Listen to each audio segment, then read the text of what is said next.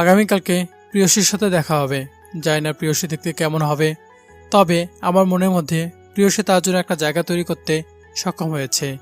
কথাগুলো আপন মনেই ভাবছিল আর মিটিমিটি হাসছিল আদিল। হঠাৎ করেই ফোনটা বেজে উঠল। বিরক্তি নিয়ে ভাবলো, আমার এত সুন্দর ভাবনায় ছেদ ঘটিয়ে কে ফোন দিল। তাই বিরক্তি নিয়ে ফোনটা হাতে নিয়ে দেখলো প্রিয়সী ফোন দিয়েছে। খুশিতেই মনটা নেচে উঠল। তাড়াতাড়ি ফোনটা রিসিভ করলো। রিসিভ করতে নিজে অজান্তেই প্রিয়সীকে বলে ফেললাম, আপনার ফোনের অপেক্ষাতেই ছিলাম। প্রিয়সী একটু হেসে বলল, তাই নাকি? তাহলে তো মনে হয় আপনি আমার কথা ভাবেন। প্রিয়সীর কথায় আমার হুঁশ ফেলল। ছি ছি, নিজে অজান্তে কি বলে ফেললাম। আমি কথা কাটিয়ে নিয়ে বললাম, আরে না না, এমন কিছু না, বাদ দিন। প্রিয়সী আর এই বিষয়ে কিছু বলল না। পরে প্রিয়সী আমাকে বলল, আচ্ছা, আপনাকে একটা কথা বলার ছিল। হ্যাঁ বলুন। আচ্ছা, আপনার কি রং পছন্দ? আমার লাল রং খুব পছন্দ। আচ্ছা ঠিক আছে, তাহলে ঘুমান এখন, কাল দেখা হবে। এই বলে ফোনটা রেখে দিল। ও ফোনটা রেখে দিতেই আমার মনটা খারাপ হয়ে গেল। আর তো কিছুক্ষণ কথা বলতে পারতো। ফোনটা কেন যে এত তাড়াতাড়ি রেখে দিল। এর মধ্যে মা ডাকলো রাতে খাবার খাওয়ার জন্য। তাই খাবার খাওয়ার জন্য ডাইনিংয়ে চলে গেলাম। খাবার টেবিলে বাবা আমাকে বলল, আদিল, কালকে তো তোমার ভার্সিটি বন্ধ। হ্যাঁ বাবা। ঠিক আছে, শোনো, আগামীকালকে কোথাও যেও না। আগামীকালকে তোমার বোনকে দেখতে আসবে। বাবার কথা শুনে আমি একটু চিন্তায় পড়ে গেলাম। বাবা আমার দিকে তাকিয়ে বলল, তুমি কি কিছু ভাবছো? না মানে আসলে বাবা, আগামীকালকে এক বন্ধুর সাথে দেখা করার কথা ছিল।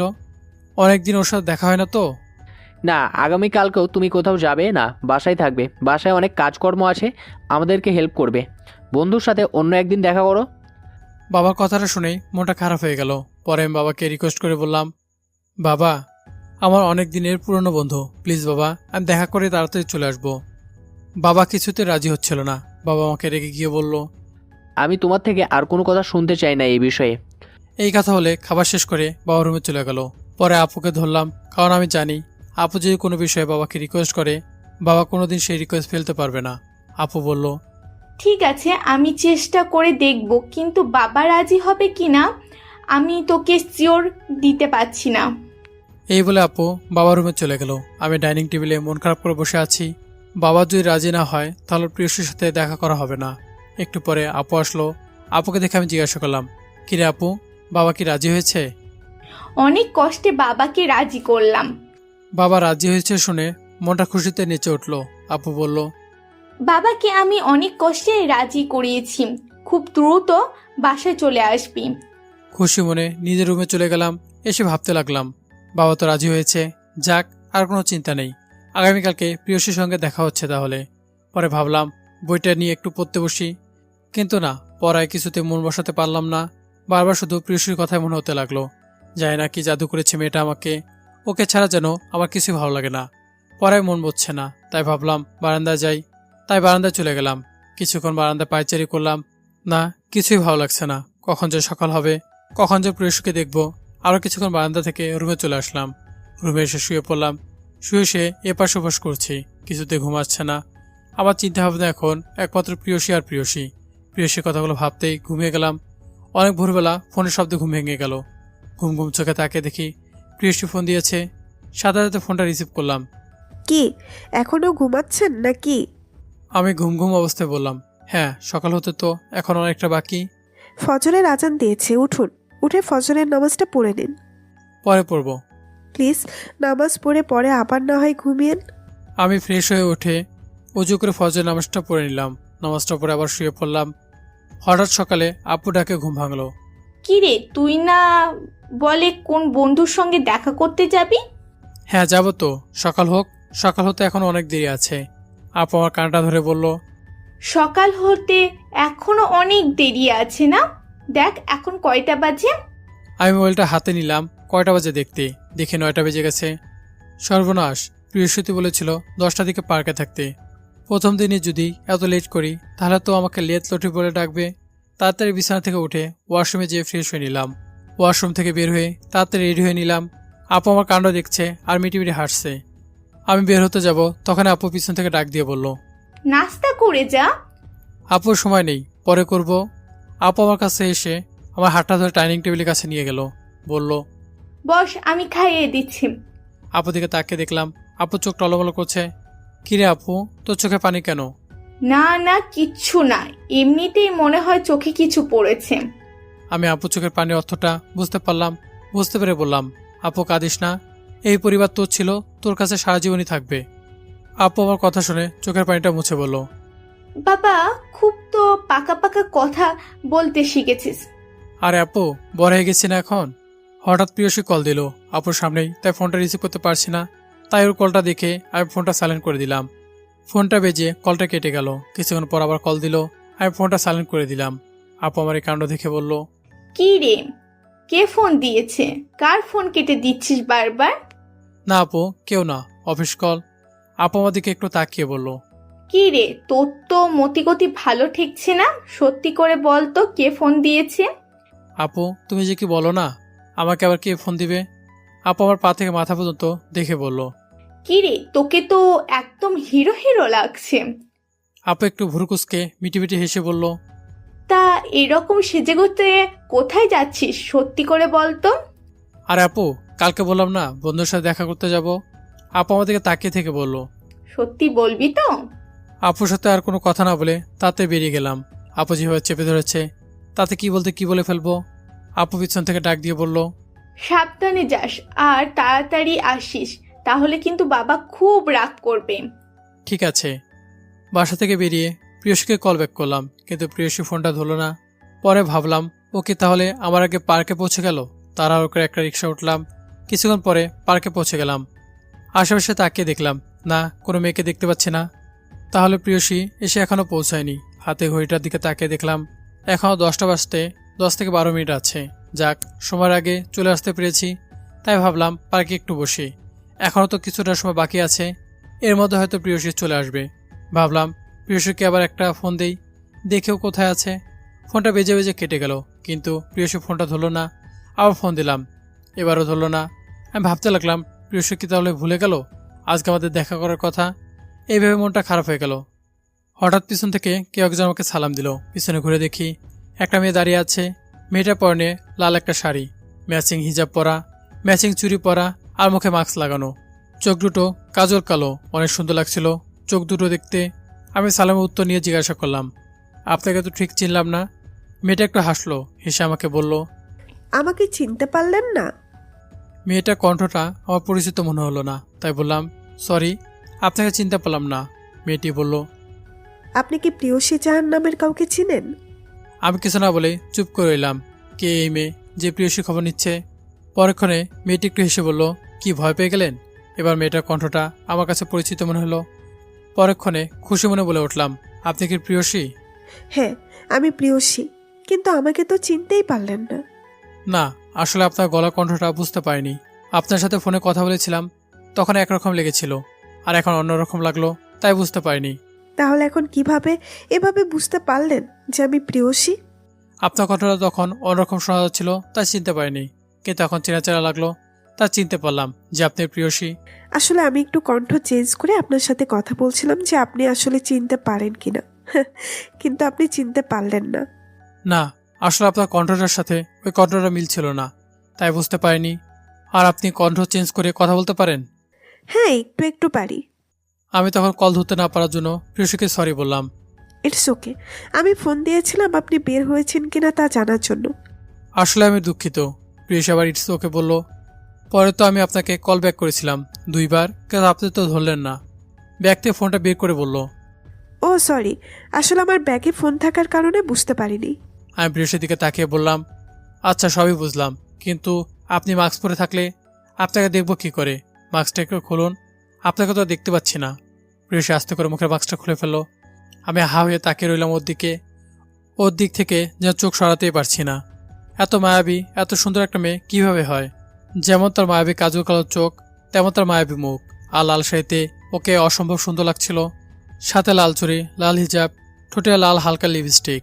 ওর ঠোঁটে একটা ছোট্ট কালো তিল দেখতে পেলাম, আর তিলটার জন্য ওর চেহারাটা আর অনেক সুন্দর করে ফুটে উঠেছে। সব মিলে ওকে যেন একদম পরিমতো লাগছিল। আমি ওর দিক থেকে চোখ সরাতে পারছিলাম না। মনে হচ্ছিল আমি যেন কোনো মানুষ নয়, পরে দেখছি আমার জীবনে দেখা সবচেয়ে সুন্দরী মেয়ে ও। যেমন সুন্দর দেখতে তেমনি মায়াবী, ওর মুখটা মায়া ভরা। হঠাৎ প্রিয়সীটাকে আমার ঘোর ভাঙলো। এই যে মিস্টার, কি হলো? এরকম চুপ হয়ে গেলেন যে? কোথায় হারিয়ে গেলেন? আমি যেন কিছু বলা ভাষা হারিয়ে ফেলেছি। কি বলবো কিছু বুঝতে পারছিলাম না। আমার ইচ্ছে করছিল সারাক্ষণ ওর দিকে তাকিয়ে থাকি। প্রিয়সী আবার আমাকে ডাক দিল। না না, কিছু না, আসলে আপনার সাথে প্রথম দেখা হলো তো, তাই আর কি। মনে মনে বলতে লাগলাম, আমি কিছু জানি না, কিছু বুঝি না। এই বইটাকে আমার জীবনে চাই মানে চাই। এখন থেকে আমার জীবনে কিছু চাওয়া নেই, শুধু তোমাকে ছাড়া। প্রিয়সী আবার ডাক দিল। ওটাকে আমি ভাবনা থেকে বের হলাম। চলুন আমরা একটু সামনে যেয়ে বসি। আমি প্রিয়সীর কথা সায় দিয়ে প্রিয়সীর সাথে সামনে চলে গেলাম। হাঁটতে হাঁটতে আমরা একটা কফি শপে যেয়ে বসলাম। প্রিয়সী বলল, এখানে আজকে আপনি আমার গেস্ট, তাই আপনাকে আমি ট্রিট দিব। বলুন কি খাবেন? প্রিয়সীর কোনো কথা যেন আমার কানে গেল না। আমি প্রিয়সীর দিক থেকে চোখ সরাতে পারছি না। আমার ইচ্ছে করছে সবকিছু বাদ দিয়ে শুধু ওকে দেখে যায় সারাদিন আর সারাটা জীবন। প্রিয়সী আমাকে ডাক দিল। ওর ডাকে আমার হুঁশ ফিরল। কি হলো, কিছু বলছেন না যে? না, আসলে আপনার কথাটা খেয়াল করিনি। কি বলছিলেন? বললাম আপনি আমার গেস্ট, তাই আপনাকে আমি ট্রিট দিব। কি খাবেন বলুন? আরে না না, কি বলছেন? না, কোনো কথা বলবেন না। আমি যেহেতু বলেছি আপনি আমার গেস্ট, আপনাকে আমি ট্রিট দিবই, কারণ আপনাকে আমি তো ইনভাইট করেছিলাম এখানে আসার জন্য, তাই আপনি আমার গেস্ট। আমি কিছু বলতে যাব, তখন প্রিয়সী বলল। প্লিজ আমার এই রিকোয়েস্টটা রাখুন। আমি আর কোনো কথা বললাম না। আমি ওর কথা সায় দিলাম। প্রিয়সী আমাকে জিজ্ঞাসা করলো, আচ্ছা আপনার কি পছন্দ, কোল্ড কফি নাকি হট কফি? আমার কোল্ড কফি বেশি ভালো লাগে, হট কফি আমার একটু ভালো লাগে না। বাহ, আপনার পছন্দের সাথে আমার পছন্দের তো অনেক মিল। যেমন? গতকালকে না বললেন আপনার লাল রং পছন্দ, আমারও খুব লাল রং পছন্দ। তারপর দেখুন, আপনার হট কফি পছন্দ না, আমারও হট কফি পছন্দ না। আমার কোল্ড কফি পছন্দ, আপনারও কোল্ড কফি পছন্দ। মিলে গেল না দুজনের পছন্দ, তাই বললাম আর কি। প্রিয়সীর কথা আমি মনে মনে ভাবলাম, হ্যাঁ প্রিয়সী তো ঠিকই বলেছে, অনেক মিল আছে আমাদের মধ্যে, থাকতেই হবে। আদিলে পছন্দ বলে কথা। প্রিয়সী 2টা কোল্ড কফি অর্ডার করলো। আরও কিছু অর্ডার করতে চেয়েছিল, কিন্তু আমি নিষেধ করেছিলাম বিধায় আর করেনি। আমরা কফি খেতে খেতে কিছুক্ষণ গল্প করলাম। কফি খাওয়া শেষে প্রিয়সী বিল পে করলো। তারপর আমরা কফি শপ থেকে বের হয়ে গেলাম। কফি শপ থেকে বের হতেই আমার ফোনটা বেজে উঠলো। ফোনটা হাতে নিয়ে দেখলাম মা ফোন দিয়েছে। ফোনটা ধরতেই মা বলল, কিরে তুই কোথায়, তাড়াতাড়ি আয়, তোর বাবা তোকে খুঁজছে। আমি আর মায়া অনেক কষ্টে তোর বাবাকে ম্যানেজ করেছি। তোর বাবা কিন্তু এরপর খুব রেগে যাবে। এরপর আমি আর মায়া কিন্তু আর ম্যানেজ করতে পারবো না। যেখানেই থাকিস খুব দ্রুত বাসায় চলে আয়। আমি মাকে ঠিক আছে বলে ফোনটা রেখে দিলাম। মুহূর্তে আমার মনটা খারাপ হয়ে গেল। প্রিয়সীকে রেখে আমার কিছুতে যেতে ইচ্ছে করছিল না। আরও কিছুক্ষণ ওর সাথে সময় কাটাতে ইচ্ছে করছিল, কিন্তু কি করব, বাবা যে পরিমাণে রাগী, না গেলে হয়তো বকতে বকতে শেষ করে ফেলবে। সাথে আম্মু আর আপু বকা খাবে। প্রিয়সী আমার দিকে তাকিয়ে বলল, এনিথিং রং? না না, তেমন কিছু না। আসলে আজকে আমার আপুকে দেখতে আসবে তো, তার জন্য আম্মু ফোন দিয়েছিল। তাড়াতাড়ি বাসায় যেতে বলল। বাসায় মনে হয় কিছু কাজ আছে, বাবাকে হাতে হাতে হেল্প করতে হবে। ও সরি, আসলে আপনি আমাকে কথাটা বলতে পারতেন, তাহলে হয়তোবা আমরা আগামীকাল দেখা করতাম। না না, সমস্যা নেই। আর আগামীকালকে তো আমার আবার ভার্সিটি খোলা, হয়তো সেভাবে সময় দিতে পারবো না। আর আজকে ভার্সিটি বন্ধ, তাই আপনাকে সময় দিতে পারলাম। আর বিড়বিড় করে বলতে লাগলাম, যদি আজকে দেখা না করতাম তাহলে এত সুন্দর মায়াবী মুখটা আমি কি করে দেখতাম। প্রিয়সী আমার কথাগুলো শুনতে পেল না, তার জিজ্ঞাসা করলো, আপনি কি কিছু বললেন? না না, কিছু বলিনি। তাহলে চলুন আমরা সামনের দিকে আগাই। সামনে থেকে রিক্সা নিয়ে আপনিও বাসায় চলে যাবেন আর আমিও বাসায় চলে যাব। আচ্ছা চলুন। আমার খুব ইচ্ছে করছিল প্রিয়সী হাতটা ধরে ওকে বলি, তোমায় খুব ভালোবেসে ফেলেছি, তুমি কি আমার হবে সারা জীবনের জন্য। কিন্তু সাহসে কোলালো না। পরে ভাবলাম, প্রিয়সীকে আমার মনের কথা তো বলবই, আজ হোক বা কাল। প্রিয়সীকে আমার জীবনে লাগবেই। ওকে ছাড়া আমি দ্বিতীয় কোনো মেয়েকে আমার জীবনে ভাবতে পারবো না কোনো দিন। তাছাড়া দেখা হওয়া ছাড়াই প্রিয়সীর সাথে কথা বলতে বলতে আমার মনের মধ্যে একটা জায়গা করে নিয়েছে। আমি তো মনে মনে ভেবে রেখেছিলাম, প্রিয়সী দেখতে যেমনই হোক না কেন, ও জায়গা আমার মধ্যে সবসময় থাকতো। কিন্তু আমার ভাবনা থেকে কয়েক গুণ বেশি সুন্দর সে। তাই হয়তো ওর বাবা মা ওর নাম প্রিয়সী রেখেছে। প্রিয়সীর দিকে তাকিয়ে কথাগুলো ভাবতে লাগলাম। হঠাৎ করে হোঁচট খেয়ে পড়ে যাচ্ছিলাম। প্রিয়সী হাতটা ধরে ফেললো। ওর হাতে স্পর্শ পেলাম। অন্যরকম একটা অনুভূতি হলো। মনে মনে ভাবতে লাগলাম, যাক, আমার মনে আসাটা একটু হলেও পূর্ণ হলো। প্রিয়সী আমার দিকে তাকিয়ে বলল, কি হলো, একটু দেখে শুনে হাঁটবেন তো? এখনই তো পড়ে যাচ্ছিলেন, আমি না ধরলে তো পড়েই যেতেন। আপনার মতো বন্ধু যার পাশে থাকবে সে কখনো হোঁচট খেয়ে কোথাও পড়বে না। আপনি অবশ্যই তাকে সেভ করবেন, এতটুকু বিশ্বাস আমার হয়ে গেছে আপনার প্রতি। প্রিয়সী আমাকে সুন্দর করে একটা থ্যাঙ্কস দিল। আমি মনে মনে ভাবতে লাগলাম, এই থ্যাঙ্কস আমার মন ভরবে না। আমার যে তোমাকে চাই, তোমার ভালোবাসা চাই, তোমাকে জীবনসঙ্গী হিসেবে পেতে চাই। কথাগুলো ভাবতে ভাবতেই সামনের দিকে চলে এলাম। প্রিয়সীকে একটা রিক্সায় উঠিয়ে দিলাম। রিক্সা ভাড়াটা আমি দিলাম। প্রিয়সী অনেক মানা করেছিল, তারপর আমি জোর করে ভাড়াটা দিয়ে দিলাম।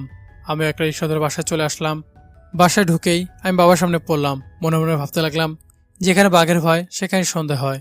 বাবা একটু রাগ দেখে আমাকে বলল, তোমার বোন বলেছিল তুমি তাড়াতাড়ি ফিরে আসবে, এই তোমার তাড়াতাড়ি ফিরে আসার নমুনা। আমি মাথা নিচু করে চুপ করে দাঁড়িয়ে আছি। এখন এখানে দাঁড়িয়ে আছো কেন? যাও নিজের রুমে গিয়ে ফ্রেশ হয়ে আমার কাছে আসো। আমি তাড়াতাড়ি রুমে চলে গেলাম ফ্রেশ হতে। ফ্রেশ হয়ে আবার বাবার কাছে গেলাম। বিকেলের দিকে ওনারা চলে আসলো। বাবা আর আমি ওনাদের সাথে কিছুক্ষণ কথা বললাম। জানতে পারলাম আপু হবু বরের নাম সুমন, তার বড় ভাইয়ের নাম সায়ন, আর তাদের একটা ছোট বোন আছে, তার নাম পুতুল। সুমন ভাই একটি মাল্টিন্যাশনাল কোম্পানিতে ম্যানেজার পোস্টে চাকরি করে, সায়ন ভাই ব্যবসা করে, আর পুতুল লেখাপড়া করে। সায়ন ভাই বিয়ে করে সেটেল হয়েছে। সুমন ভাই আর পুতুল সায়ন ভাইয়ের সাথে থাকে। সুমন ভাই বলল বিয়ে করার পরে আপুকে নিয়ে আলাদা ফ্ল্যাট নেবে। ওনাদের সাথে কথা বলতে বলতে আমার পুতুলের দিকে চোখ গেল। মেয়েটা কেমন জানি তাকাচ্ছে আমার দিকে। আমার বিরক্ত লাগলো। আপুকে দেখে ওনাদের খুব পছন্দ হলো। আপুকে আংটি পরিয়ে দিল। আব্বু সুমন ভাইকে আংটি পরিয়ে দিল। বিয়ের দিন 10 দিন পরে নির্ধারণ করা হলো। বাবা চেয়েছিল আর কয়েকদিন পর ডেট নিতে, কিন্তু শায়ন ভাই বলল, সুমন তাড়াতাড়ি সেটেল হতে চাই, আর পুতুলেরও সামনে পরীক্ষা, তাই তাড়াতাড়ি বিয়ের ডেট ফেলতে চাইছি। তাই বাবাও রাজি হয়ে গেল। ওনারা কিছু কথাবার্তা বলে হালকা নাস্তা করে চলে গেলেন। আমার মনটা খারাপ। 10 দিন পরে আপুর বিয়ে হয়ে চলে গেলে আমি তো একা হয়ে যাব। আপু ছিল আমার জীবনের সবচেয়ে বড় সাপোর্ট। আপুকে নিজের সুখ দুঃখ আর মনের কথা সবকিছু শেয়ার করতাম। এখন আমি কাকে শেয়ার করব, কে আমাকে সাপোর্ট দেবে, এভাবে মনটা আরো বেশি খারাপ হয়ে গেল। এদিকে প্রিয়সীর সাথে আমার কথাবার্তা চলতে থাকে। প্রিয়সীকে আমি আস্তে আস্তে আরো বেশি ভালোবেসে ফেললাম। কিন্তু প্রিয়সীকে আমার মনের কথা এখনো বলা হয়নি। প্রিয়সীকে আমার মনের কথা বলতেই হবে। তাই ভাবলাম আগামীকালকে প্রিয়সীকে আমার মনের কথা বলে দেব, তারপর যা হবার হবে। তাই প্রিয়সীকে ফোন দিয়ে বললাম ওই পার্কে কালকে আসতে। সকালবেলা রেডি হয়ে নাস্তা করে চলে গেলাম পার্কে। পার্কে গিয়ে দেখি প্রিয়সী আজকে আমার আগে চলে এসেছে। পিছন থেকে ডাক দিলাম। প্রিয়সী আমার দিকে ঘুরলো। প্রিয়সীকে আজ অনেক বেশি সুন্দর লাগছে। প্রিয়সী আমাকে জিজ্ঞাসা করলো, কি ব্যাপার, হঠাৎ আজকে আপনি এখানে আমাকে ডাকলেন? কোনো বিশেষ প্রয়োজন আছে বুঝি? আমি কোনো কিছু না ভেবেই পিছনের পকেট থেকে লাল গোলাপটা বের করলাম। গোলাপটা বের করে ওর সামনে হাঁটু করে চোখ বন্ধ করে বললাম, আই লাভ ইউ প্রিয়সী, you are my love, you are my heart, do you love me. এক নিঃশ্বাসে কথাগুলো বলে চোখটা মেলে প্রিয়সীর দিকে তাকালাম। তাকে দেখলাম খুশিতে প্রিয়সীর চোখ উজ্জ্বল হয়ে এলো। প্রিয়সী আমার হাত থেকে গোলাপটা নিল।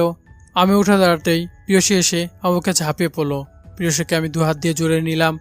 প্রিয়সী আমার বুকে মাথা রেখে বলল, এই কথাগুলো শোনার জন্যই তো এতদিন অপেক্ষা করছিলাম। আরও আগে কেন বললেন না? এতদিন কেন অপেক্ষা করালেন আমাকে? কথাগুলো বলে আমাকে আরো শক্ত করে জড়িয়ে ধরলো। আমি ওকে আস্তে করে বললাম, তুমি কি তাহলে আমাকে মনে মনে ভালোবাসতে? তুমি কি চেয়েছিলে তোমাকে আমি প্রপোজ করি? আমার এই কথাগুলো শুনে প্রিয়সী আমার বুক থেকে নিজেকে সরিয়ে নিল। ও বুঝতে পারলো কি বলতে কি বলে ফেলেছে, তাই আমার কাছ থেকে সরে যেতে নিল। আমি ওর হাতটা টান দিয়ে আমার বুকের সাথে মিশে নিলাম। ওর কপালে ছোট্ট একটা ভালোবাসার চুমু এঁকে দিলাম। আমি ওকে বললাম, কি হলো, কোথায় যাচ্ছ? প্রিয়সীর মুখটা লজ্জা লাল হয়ে গেল। ও চুপ করে আছে, কোনো কথা বলছে না। আমি ওকে আবার বললাম, কিছু বলছো না কেন? তুমি কি চেয়েছিলে আমি তোমাকে আমার মনের কথা বলি? হ্যাঁ, আমি চেয়েছিলাম তুমি আমাকে তোমার মনের কথা বলো, কারণ আমি বুঝতে পেরেছিলাম তুমি আমাকে মনে মনে ভালোবেসে ফেলেছ। আবার আমি প্রিয়সীকে জড়িয়ে ধরলাম। পরক্ষণে প্রিয়সী বলল, ছাড়ো, পার্কে অনেক লোকজন আসা যাওয়া করছে, খারাপ মনে করবে। আমি সাথে সাথে প্রিয়সীকে ছেড়ে দিলাম। আর পিছন থেকে কে যেন বলে উঠলো, কিরে দোস্ত, ডুবে ডুবে কতদিন ধরে পানি খাচ্ছিস? আমি হঠাৎ চমকে গিয়ে পিছনে ঘুরে দেখলাম আমার বন্ধুরা হাত দাঁড়িয়ে আছে। আমি তো থতমত খেয়ে বললাম, কি রে হাত, তুই এখানে? বাহ প্রিয়সী, তোমার কাজ শেষ হয়ে গেল আর আমাকে ভুলে গেলে? রাহাত প্রিয়সীর দিকে তাকিয়ে বলল। রাহাতের কথা শুনে আমি অবাক হয়ে গেলাম। তাই আমি রাহাতকে জিজ্ঞাসা করলাম, তোর কথাটা আমি কিছু বুঝলাম না রাহাত। পরে প্রিয়সী বলে উঠল, আদিল, আমি বলছি শোনো। প্রিয়সী বলা শুরু করলো, রাহাত আমার দুঃসম্পর্কের ভাই হয়, তাই আমাদের বাসায়ও মাঝে মধ্যে আসা যাওয়া করতো। আমার ল্যাপটপে একটু প্রবলেম থাকায় একদিন আমার রাহাতের ল্যাপটপটা বাসায় এনে বসে একটা পিডিএফ ফাইল তৈরি করছিলাম। কাজ করতে করতে একটু বোরিং লাগছিল, তাই ভাবলাম রাহাতের গ্যালারির দিকে ঢুকি আর ছবিগুলো দেখি কি কি ছবি তুলেছে। ছবিগুলো দেখতে দেখতে হঠাৎ তোমার ছবিটা সামনে পড়লো। তোমাকে দেখে রীতিমতো আমি ক্রাশ খেলাম। ভাবলাম রাহাতকে তোমার কথা বলবো, তোমার আইডি আর তোমার নাম্বার নিয়ে তোমার সাথে কথা বলবো। তাই রাহাতকে ফোন দিয়ে আমাদের বাসায় আসতে বললাম। রাহাতকে তোমার ছবি দেখালাম, ও বলল তোমার নাম আদিল, তুমি আরও বেস্ট ফ্রেন্ড প্লাস ক্লাসমেট। ওর কাছ থেকে তোমার ব্যাপারে আরও কিছু ইনফরমেশন নিলাম। তারপর রাহাতকে অনেক রিকোয়েস্ট করে তোমার আইডি আর তোমার ফোন নাম্বার দিলাম। তারপরে তো তোমার সাথে আমার কথাবার্তা শুরু। রাহাত হেসে বলে উঠল, কী রে আদিল, তুই না বলে কোনো মেয়ের দিকে তাকাস না, কোনো মেয়েকে পছন্দ করিস না, এখন কি হলো? ঘটনা তো মনে হয় একটু উল্টে গেল নাকি রে? আমি লজ্জা পেয়ে গেলাম। রাহাত বলল, হয়েছে, আর লজ্জা পেতে হবে না। তুই তো আমার বেস্ট ফ্রেন্ড, আর প্রিয়সী তো আমার দূর সম্পর্কের কাজিন হয়। সেই হিসাবে কয়দিন পর তুই আমার বোন জামাই হবি। এই বলে রাহাত হেসে দিল। আমরা কিছুক্ষণ কথাবার্তা বলে আমি বাসা চলে আসলাম। আস্তে আস্তে প্রিয়সীর সাথে আমার সম্পর্কটা আরও ঘনিষ্ঠ হলো। আমাদের মধ্যে ভালোবাসার খুনসুটি, কোনো কিছুর অভাব ছিল না।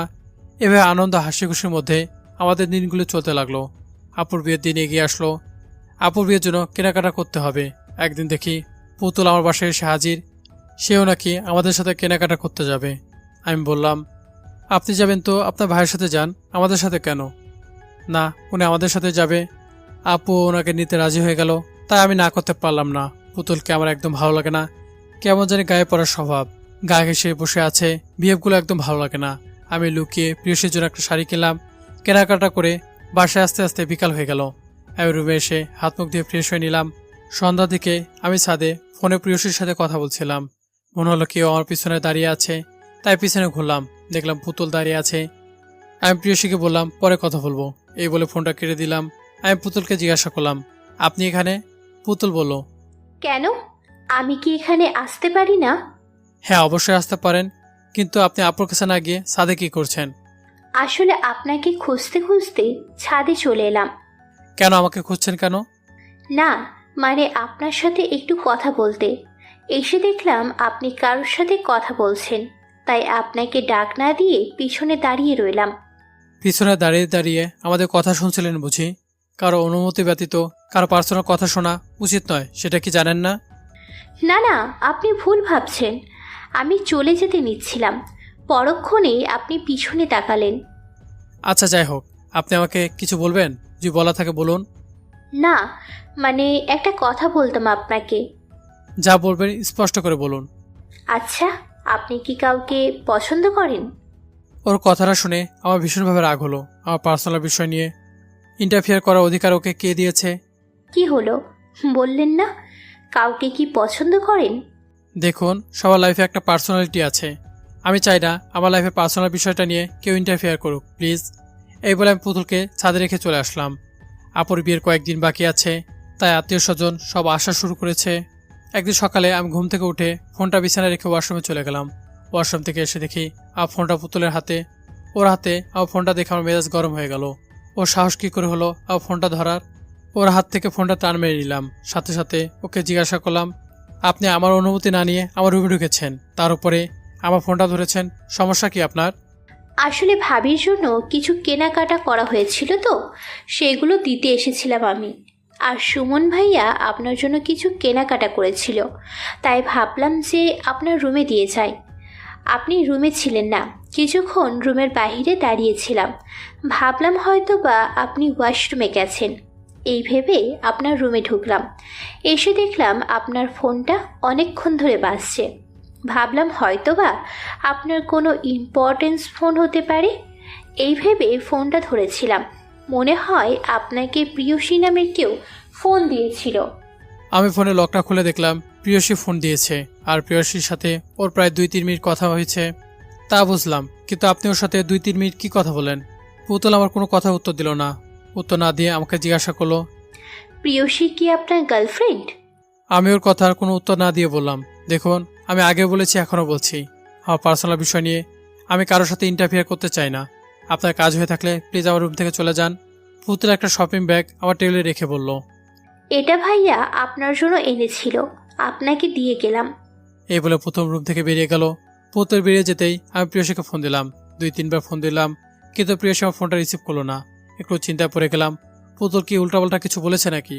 প্রিয়সী কেন যে আমার ফোন ধরছে না? একটু পরে প্রিয়সী আমাকে কল ব্যাক করলো। আমি ফোনটা ধরতে বললাম, কি ব্যাপার প্রিয়সী, আমার ফোন ধরছিল না কেন? কতবার ফোন দিলাম তোমাকে। আরে ফোনটা রুমে রেখে ওয়াশরুমে গিয়েছিলাম, আর তোমাকে তো আমি ফোন দিয়েছিলাম।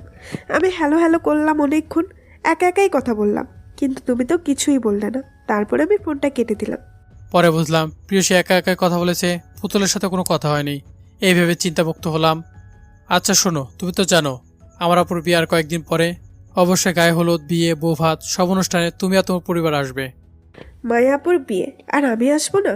অবশ্যই আসবো, সবাইকে নিয়ে গায়ে হলুদের দিন এসে উপস্থিত হব। প্রিয়সীর সাথে কিছুক্ষণ কথাবার্তা বলে ফোনটা রেখে দিলাম। দরজার দিকে তাকাতে মনে হলো কেউ দরজার কাছে দাঁড়িয়ে আছে। তাই দেখতে দরজার সামনে গেলাম, কিন্তু কাউকে দেখতে পেলাম না। পরে ভাবলাম হয়তো বা আমার মনে ভুল। আপুর গায়ে হলুদের আগের দিন আমি প্রিয়সীকে ফোন দিলাম। কয়েকবার ফোন দেওয়ার পর প্রিয়সী ফোনটা ধরলো। কি হলো প্রিয়সী, এতক্ষণ ফোন দিচ্ছি, ফোন ধরছো না? প্রিয়সী বলল ও একটু ব্যস্ত ছিল, ওর গলার কণ্ঠটা কেমন জানি শোনা যাচ্ছিল। আমি জিজ্ঞাসা করলাম, প্রিয়সী তোমার কি হয়েছে, তোমার কণ্ঠটা এমন শোনাচ্ছে কেন? কিছু হয়নি। আমি আর কোনো কথা না বলে বললাম, শোনো, আগামীকালকে আমার আপুর গায়ে হলুদ, অবশ্যই সবাইকে নিয়ে আসবে। আসলে আমি আসতে পারবো না। কেন? আসলে আমার বড় বোনের শরীরটা ভালো না, তাই আসতে পারবো না। প্রিয়সী আমাকে কোনো কথা বলার সুযোগ না দিয়ে ফোনটা কেটে দিল। আমি ওর ব্যবহারে অনেক অবাক হয়ে গেলাম। ভাবলাম হয়তোবা বোনের শরীর ভালো না, তাই হয়তোবা মন খারাপ। ভাবলাম ওকে পরে ফোন দিব। প্রিয়সী না আসাতে আমার মনটা খারাপ হয়ে গেল। তাই মনটা খারাপ করে সোফায় এক কোনায় বসেছিলাম। হঠাৎ পুতুল আমার কাছে আসলো, এসে আমাকে মিষ্টি খাওয়াতে চাইলো। আমি ওর হাত থেকে মিষ্টি না খেয়ে সোফা থেকে উঠে গেলাম। গায়ে হলুদের অনুষ্ঠান শেষ করে রুমে এসে ফোনটা হাতে নিয়ে প্রিয়সীকে ফোন দিলাম। ওর ফোনটা সুইচ অফ বলছে। কয়েকশোবার ফোন দিলাম, সুইচ অফ বলে যাচ্ছে। তারপর অনলাইনে ঢুকলাম, দেখলাম অফলাইন হয়ে আছে। কয়েক ঘন্টা যাবৎ ওকে একটা টেক্সট করে রাখলাম, হয়তোবা আমার টেক্সট দেখলে হয়তোবা টেক্সটে অ্যান্সার দিবে। সকালে অনেক ভোরে ঘুম থেকে উঠতে হলো। আজকে আপুর বিয়ে, তাই ঘুম থেকে উঠে হাত মুখ ধুয়ে ফ্রেশ হয়ে নাস্তা করেই প্রিয়সীকে আবার ফোন দিলাম, কিন্তু এখনও প্রিয়সীর ফোন সুইচ অফ। অনলাইনে গেলাম, প্রিয়সী এখনও অফলাইন। আমার আর কিছু ভালো লাগছে না। আমি রাহাতকে ফোন দিলাম, রাহাত প্রিয়সীর কি কোনো খবর জানিস নাকি? ওর ফোন সুইচ অফ বলছে, ও অনলাইনে নেই, ওর সাথে গতকাল থেকে কোনো কথা হচ্ছে না। রাহাত আমার কোনো কথার উত্তর না দিয়ে বলল, শোন দোস্ত, আমি না বিয়ের অনুষ্ঠান আর বউ ভাত কোনো অনুষ্ঠানে আসতে পারবো না রে। আমার এক রিলেটিভ অসুস্থ, ওখানে যেতে হবে। বলে রাহাত ফোনটা কেটে দিল। আমি ওকে কিছু বলার সুযোগই পেলাম না। আমি আবার প্রিয়সীকে কল দিলাম, কিন্তু এখন ওর ফোন সুইচ অফ। আমার আর কিছু ভালো লাগছিল না। কেন এভাবে প্রিয়সী ফোন অফ করে রেখেছে, অফলাইন হয়ে গেছে, কিছুই বুঝতে পারছিলাম না। দেখতে দেখতে আপুর বিয়ে, বউ ভাত শেষ হয়ে গেল। এর মধ্যে একটিবারের জন্য প্রিয়সী আমার সাথে যোগাযোগ করলো না, ফোন কালে সুইচ অফ বলছে। আর এর মধ্যে একটা দিনের জন্য অনলাইনে আসেনি। এক আপু চলে গেছে, পুরো বাড়ি খা খা করছে। এর মধ্যে প্রিয়সীর সাথে কোনো যোগাযোগ করতে পারছে না। সব মিলিয়ে আমার মন মানসিকতা একদম ভালো নেই, কিছু ভালো লাগছিল না। তার রুম থেকে বেরিয়ে ছাদে চলে গেলাম। ছাদে দাঁড়িয়ে দাঁড়িয়ে প্রিয়সীর কথাগুলো ভাবছিলাম। হঠাৎ পিছন থেকে কেউ যেন ডাক দিল। পিছনে ঘুরে দেখলাম পুতুল। এমনিতে মন মানসিকতা ভালো নেই, তারপর পুতুলকে দেখে আমার খুব বিরক্ত লাগছিল। আমার কাছে পুতুল এসে বলল, আপনার কি মন খারাপ? আমি ওর কথা উত্তর না দিয়ে বললাম, আপনি কিসের জন্য এসেছেন সেটা বলেন, আর আপনার যদি কোনো কাজ না থাকে প্লিজ চলে যান। আর আপু তো এখন এই বাড়িতে নেই, আপনি কার কাছে এসেছেন? কেন, ভাবি না থাকলে বুঝি আসা যাবে না? দেখুন, আমার কিছু ভালো লাগছে না, আর এমনিতে মন মানসিকতা ভালো নেই। আমি আপনার সাথে কোনো রকম কথা বাড়াতে যাচ্ছি না। কি হয়েছে আপনার? এই বলে পুতুল আমার হাতটা ধরলো। আমি এক ঝাটকায় আমার হাত ওর কাছ থেকে ছাড়িয়ে নিলাম। ব্যাস, অনেক হয়েছে, আপনি এখন বেশি বাড়াবাড়ি করছেন, আমার মোটে এগুলো পছন্দ না। এ বলে পুতুলকে এক ধাক্কা দিয়ে সরিয়ে নিচে নেমে এলাম। আমার কিছু ভালো লাগছে না, প্রিয়সীকে খুব মিস করতেছিলাম। বিছানায় এসে শুয়ে পড়লাম, কিন্তু ঘুম আসছিল না। শেষ রাতের দিকে একটু চোখটা লেগে গেল। দরজা টোকার শব্দে আমার ঘুম ভেঙে গেল। দরজা খুলে দেখে আপু, কিন্তু আপু এত ভোরবেলা এই বাসায়? আমি জিজ্ঞাসা করলাম, আপু তুই এই ভোরবেলা বাসায় আসলি? আপু হাত করে কেঁদে দিল। আমি ভয় পেয়ে গেলাম। আপুকে জিজ্ঞাসা করলাম, আপু কি হয়েছে, শোন ভাই ঠিক আছে? আপু বলল, পুতুল আর নেই রে। আমি আপুর কথা বুঝতে না পেরে জিজ্ঞাসা করলাম, পুতুল নেই মানে কোথায় গেছে? আপু বলল, পুতুল সুসাইড করেছে। আমি ওখানে দাঁড়িয়ে রইলাম। আপুর কথা যেন বিশ্বাস হচ্ছিল না। কয়েকদিন আগেও তো পুতুলের সাথে সাদে কথা হয়েছিল। এর মধ্যে হঠাৎ কি এমন হলো যে সুইসাইড করলো? আপু আর সুমন ভাই আমাদেরকে নিতে এসেছে। পুতুলের লাশ গ্রামে পুতুলের বাবা মায়ের কবরের পাশে দাফন করা হবে। আমার শরীরটা ভালো না, তাই আমি আর মা গেলাম না, বাবা গেল আপুদের সাথে। মনটা ভালো নেই। ছাদে গেলাম, ছাদে গিয়ে ভাবতে লাগলাম, এত চঞ্চল আর চটপট একটা মেয়ে সুইসাইড কেন করলো? পুতুলকে আমি পছন্দ করতাম না, কিন্তু ওর মৃত্যুটা আমি মেনে নিতে পারছি না। সবকিছু কেমন জানি এলোমেলো লাগছে। এদিকে প্রিয়সীর সাথে কথা হয় না কয়েকদিন হলো। ভাবলাম রাহাতকে একটা ফোন দিই, তাই রাহাতকে ফোন দিলাম। রাহাত ফোন ধরতে আমি জিজ্ঞাসা করলাম, রাহাত তুই কি প্রিয়সীর কোনো খবর জানিস? রাহাত কিছুক্ষণ চুপ করে রইল। পরে আমি আবার রাহাতকে জিজ্ঞাসা করলাম, কিরে চুপ করে আছিস কেন, কিছু তো বল। প্রিয়সীর বিয়ে ঠিক হয়ে গেছে। প্রিয়সী আর তোর সাথে কোনো সম্পর্ক রাখতে চায় না। প্রিয়সী বলেছে তুই যেন ওকে ভুলে যাস। আমি যেন নিজের কানকে বিশ্বাস করতে পারছি না। আমি রাহাতকে বললাম, রাহাত কি বলছিস এসব? তুই আমার সাথে মজা করছিস তাই না? প্রিয়সী আমার সাথে মজা করছে তাই না? আর প্রিয়সীকে বল আমাকে ফোন দিতে। দেখ, আমি তোর সাথে কোনো মজা করছি না। আমি যেটা সত্যি সেটাই তোকে বললাম। প্রিয়সী তোর সাথে কোনো সম্পর্ক রাখতে চায় না পুরো। আমার মাথার যেন আকাশ ভেঙে পড়লো। আমার হাত থেকে ফোনটা পড়ে গেল। আমার সবকিছু কেমন যেন এলোমেলো লাগছিল। আমি হাঁটু গেড়ে অঝর কাঁদতে লাগলাম আর বলতে লাগলাম, বেঈমান, বিশ্বাসঘাতক, আমার সাথে এত বড় বেইমানিটা করতে পারলো। হসপিটালে চেয়ারে বসে আছি, অতীত ভাবতে ভাবতে আমার চোখ জোড়া ভিজে এলো। হঠাৎ বাবার গলা আওয়াজ পেলাম। বাবার গলা আওয়াজ পেতে তাড়াতাড়ি চোখ দুটো মুছে নিলাম। কি হলো আদিল, তুমি এখনো এখানে বসে আছো আর আমি তোমাকে খুঁজছি?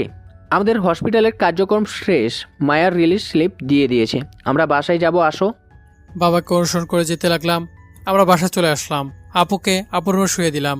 আপুর রুমে এসে আমি একদম অবাক হয়ে গেলাম। দেখলাম আপুর রুমটা এত সুন্দর করে ঝাড়া মোছা আর সুন্দর করে সাজানো রুমটা। পুরো রুমটাকে আমি চোখ ঘুরে দেখতে লাগলাম আর মনে মনে ভাবতে লাগলাম, রুমটা এত সুন্দর করে মুছে গুছিয়ে রাখলো কে? মা গুছিয়েছে, কিন্তু মায়ের হাতের গুছানোর মতো তো মনে হচ্ছে না। তাহলে গুছালো কে? ভাবতে ভাবতে মনে পড়লো আপুকে নিয়ে আসার সময় মাকে আর নীলিমাকে আমাদের সাথে দেখিনি। তার মানে নীলিমা আগে সেই রুমটা গুছিয়ে ফেলেছে হয়তোবা। মা ওকে রুমটা দেখিয়ে দিয়েছে।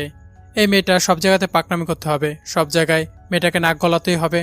আমি নির্লজ্জ দেখেছি, কিন্তু মেয়েটার মতো নির্লজ্জ আমি আমার জীবনেও দেখিনি। একটু সুযোগ পাই ওকে আমি কষে একটা থাপ্পড় দিয়ে বুঝাবো। কোন সাহসে আপুর রুমে ঢুকলো, আপুর রুমে জিনিসগুলো হাত দিল। ও কি মনে করেছে এগুলো করে আমার মন পাবে? কোনোদিনও না। ওকে আমি অপ্রয়োজনীয় জিনিসের মতো আমার জীবন থেকে ছুঁড়ে ফেলে দেব। শুধু আপুরা সুস্থ হওয়ার অপেক্ষা। অনেক পাকনামি করে বাবাকে বুঝিয়ে ও আপুকে হসপিটাল থেকে বাসায় নিয়ে এসেছে।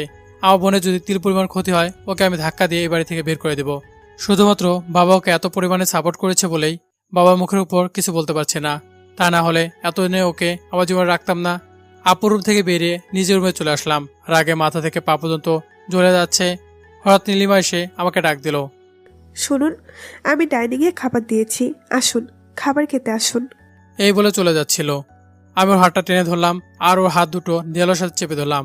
ধরে বললাম, এই কি মনে করেছিস তুই? তুই এগুলো করে আমার মন আর জীবনে জায়গা করে নিতে পারবি? তুই আমার মনের ভেতরে ঢুকতে পারবি? তাহলে তুই ভুল ভাবছিস, এটা সম্পূর্ণ তোর ভুল ধারণা। নীলিমা ব্যথা পেয়ে বলে উঠল। প্লিজ ছাড়ুন, আমার ব্যথা লাগছে। আমি ওর কথায় কোনো ভ্রুক্ষেপ না দিয়ে হাত দিয়ে ওর গাল দুটো চেপে ধরে বললাম, কান খুলে শুনে রাখ, আমার জীবনে তো দূরের কথা, আমার মনের ধারে কাছেও তোর মতো একটা মিডল ক্লাসে মেয়ে আসতে পারবে না। এই বলে ওর হাতটা ছেড়ে দিয়ে ওকে ধাক্কা দিয়ে নিজের রুম থেকে বের করে দিলাম। ও আমার ধাক্কা খেয়ে তাল সামলাতে না পেরে ফ্লোরে পড়ে গেল। ওর কাছে এসে বললাম, শুনে রাখ, এভাবে ধাক্কা দিয়ে আমার জীবন থেকে তোকে ফেলে দিব। এই বলে দরজা লাগিয়ে দিলাম। আমার আর সহ্য হচ্ছিল না। মনে মনে সিদ্ধান্ত নিলাম, না, এই বাড়িতে আমি আর এক মুহূর্ত থাকবো না। যেখানে আমার থেকেও একটা বাইরের মেয়েকে বেশি প্রাধান্য দেয় আমার বাবা, আমার পরিবার, সেই বাড়িতে আর এক মুহূর্ত থাকবো না আমি। এইভাবে রুম থেকে বেরিয়ে গেলাম। বেরিয়ে যেতে দেখি বাবা আর মা ডাইনিং টেবিলে বসে আছে। আমাকে দেখে বাবা ডাকলো। সে কখন থেকে তোমার জন্য খাবার টেবিলে বসে আছি। আর নীলিমা কোথায়? নীলিমা তো তোমাকে ডাকতে গিয়েছিল, ওকে রেখে চলে এসেছো? আমি আর একটা সামলাতে পারলাম না, তাই রেগে মেগে বললাম, সবসময় খালি নীলিমা নীলিমা। বাবা, এনাফ ইজ এনাফ, অনেক হয়েছে, আমি আর সহ্য করতে পারছি না। একে তুমি আমার মতের বিরুদ্ধে, আমার অনিচ্ছা সত্ত্বেও এই বিয়েটা আমাকে দিয়েছো, তার উপরে সমস্ত কিছু আমার উপর চাপিয়ে দিচ্ছ। তোমরা সবাই আমার থেকে বেশি ওই মেয়েটাকে পরিবারের প্রধানও দিচ্ছ কেন বাবা? আমি তোমাদের আপন নাকি ওই মেয়েটা তোমাদের আপন? ও যখন আমার থেকে বেশি এই পরিবার প্রধানও পাচ্ছে, তাহলে আমার তো আর এখানে থাকার কোনো দরকার নেই বাবা। তাই আমি এই বাসা থেকে চলে যাব। তোমরা সবাই তোমাদের আদরের নীলিমাকে নিয়ে থাকো। মা বসা থেকে উঠে আমার কাছে এসে বলল, আদিল চুপ থাক, কি সব বলছিস? তোর বাবাকে মাথা ঠান্ডা কর, খেতে বস। আমি টেবিলে রাখা প্লেটটাকে আছাড় মেরে ফেলে দিলাম আর বললাম, দেখো মা, অনেক হয়েছে, আমি আর তোমাদের এগুলো নিতে পারছি না। তোমরা একদম আমার জীবনটাকে এলোমেলো করে দিয়েছ। আমি এরকম জীবন চাইনি। আমি নিজের মতো করে নিজের জীবনটাকে সাজিয়ে নিতে চেয়েছিলাম। তোমরা সেটা আমাকে করতে দাওনি, উল্টো আমার জীবনটাকে তছনছ করে দিয়েছ। বাবার সাথে সাথে উঠে আমার গালে একটা চর বসিয়ে দিল। তোমার সাহস কি করে হয়? তুমি আমার সামনে দাঁড়িয়ে এভাবে কথা বলছো? আর আমি তোমার বাবা, আমি তোমার জন্য যেটা সঠিক মনে করেছি, ভালো মনে করেছি, সেটাই করেছি। নীলিমার মতো মেয়ে 2-4টা খুঁজেও পাওয়া যাবে না, আর তুমি ওকে এভাবে তুচ্ছ তাচ্ছিল্য করে কথা বলছো। আমি বাবার চর খেয়ে থ মেরে ওইখানে দাঁড়িয়ে রইলাম। বাবা এই প্রথম আমার গায়ে হাত তোলো, তাও আবার ওই মেয়েটার জন্য। মনে মনে বলতে লাগলাম, ও আমার জীবনটাকে এলোমেলো করে দিয়েছে, আমি ওকে শান্তিতে থাকতে দিব না। পরে নিজের রুমে চলে এলাম। মা পিছন থেকে কয়েকবার ডাক দিল, মায়ের কথায় আমি কোনো সাড়া দিলাম না। নিজের রুমে গিয়ে দরজা লাগিয়ে দিলাম। রুমে এসে একটার পর একটা সিগারেট ধরাতে লাগলাম।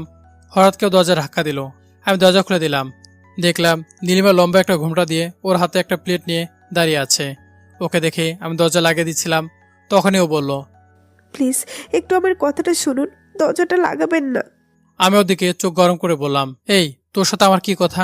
তোর জন্য আমার পুরো জীবনটা এলোমেলো হয়ে যাচ্ছে। তোর জন্য আমার পরিবারের কাছে আমার কোনো প্রধানও নেই, শুধুমাত্র তোর জন্য। আমার এই রুমে তোর আর আজকের পর থেকে কোনো জায়গা নেই। তুই যেখানে পারিস তোর থাকা জায়গা করে নিস, ওকে? নীলিমা বলে উঠল। প্লিজ আমার কথাটা একটু শুনুন, আমাকে কিছু সময়ের জন্য একটু ঘরে ঢুকতে দিন। এই তোর কানে কি কথা ঢোকে না? আমি কি বললাম শুনিসনি? আমার রুমে তোর কোনো জায়গা নেই, তারপরে কোন সাহসে তুই আমার রুমে ঢুকতে চাস? ঠিক আছে, আমি আপনার রুমে ঢুকবো না, কিন্তু আপনাকে একটা রিকোয়েস্ট। আপনার জন্য আমি খাবার নিয়ে এসেছি। মা বলল আপনি নাকি খাবার খাননি, প্লিজ এই খাবারটা খেয়ে নিন। তুই কি করে ভাবলি তোর হাতে আনা খাবার আমি খাবো? তখন বাবা এসে পিছন থেকে বলে উঠল। নীলিমার কি হয়েছে? না বাবা, কিছু হয়নি।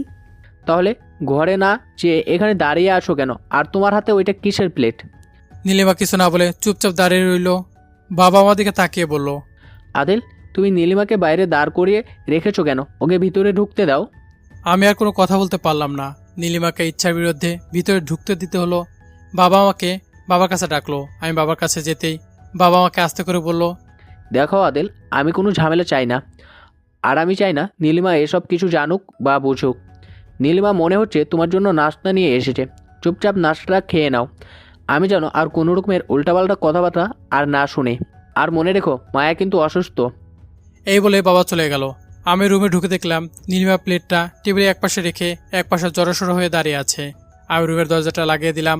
তারপর একটা সিগারেট ধরিয়ে টানতে লাগলাম। সিগারেটটা টানতে টানতে 1 পা 2 পা করে নীলিমার দিকে এগোতে লাগলাম। নীলিমা ভয়ে পিছিয়ে যেতে লাগলো। আমি নীলিমার হাতটা ধরে ওকে বিছানায় ফেলে দিলাম।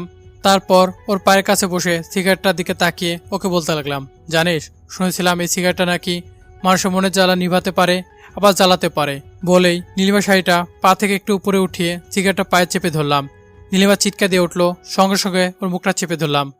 ওর কানের কাছে মুখটা নিয়ে বললাম, কিরে, আমার সাথে সংসার করবি না? এত অল্পতে চিৎকার করে উঠলে হবে? আরও তো দিন বাকি আছে। তুই কি ভেবেছিলি তোর সাথে আমি রোমান্স করব?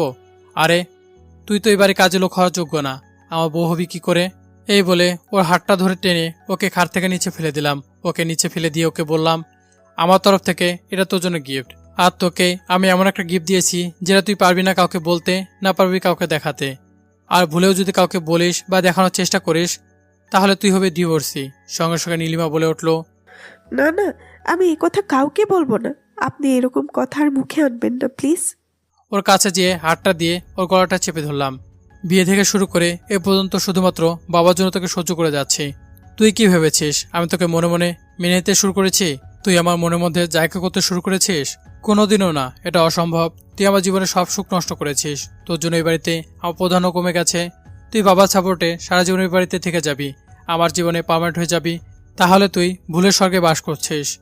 তোকে আমি তিলে তিলে এত পরিমাণ কষ্ট দিব যে তুই বাড়ি থেকে নিজে বেরিয়ে যাবি, শুধু মায়া আপু সুস্থ হওয়ার অপেক্ষা। নীলা পায়ে বারবার ফু দিচ্ছিল। বুঝতে পারলাম নীলার পায়ে অনেক জ্বালা করছে। ওদিকে তাকিয়ে হেসে হেসে বললাম, আহারে, খুব জ্বালা করছে তোর পায়ে, তাই না? আমারও এর থেকে বেশি জ্বালা করেছিল যখন বাবা আমার গায়ে তোর জন্য হাত তুলেছিল। এই জীবনে প্রথম বাবা আমার গায়ে হাত তুলো, একমাত্র তোর জন্য। নীলিমা আস্তে আস্তে করে উঠে দাঁড়ালো আর আমাকে বলল, আপনি ঠিকই বলেছেন। আপনি আমাকে জীবনের প্রথম এমন একটা গিফট দিয়েছেন যেটা গিফটের কথা আমি এই জীবনে কাউকে দেখাতেও পারবো না আর বলতেও পারবো না। এই বলে নীলিমার দরজা খুলো। আবার চলে যাওয়ার আগে বলে গেল, জীবনে মেয়েদের একবারই বিয়ে হয় আর মেয়েদের একটাই স্বামী হয়। আপনি আমাকে যতই অবহেলা করেন, তুচ্ছ তাচ্ছিল্য করেন আর যতই কষ্ট দেন না কেন, আপনি আমার স্বামী। আপনাকে ঘিরেই আমার সংসার। আর হ্যাঁ, টেবিলের উপরে আপনার নাস্তা আছে, নাস্তাটা খেয়ে নেবেন প্লিজ।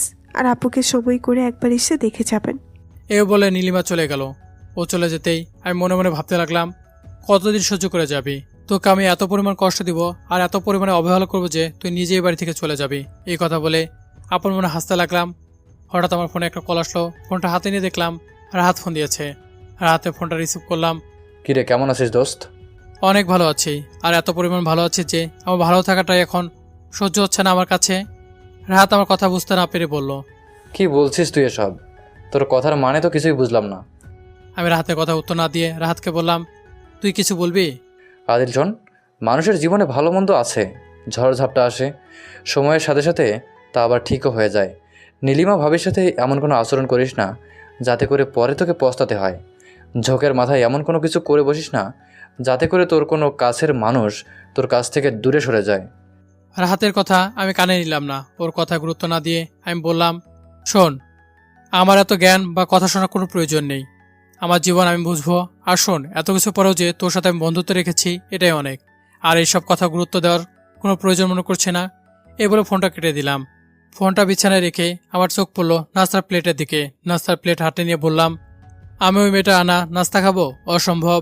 এই বলে নাস্তাটা জানালা দিয়ে ফেলে দিলাম বাইরে। তারপর পকেট থেকে একটা সিগারেট বের করে ধরালাম।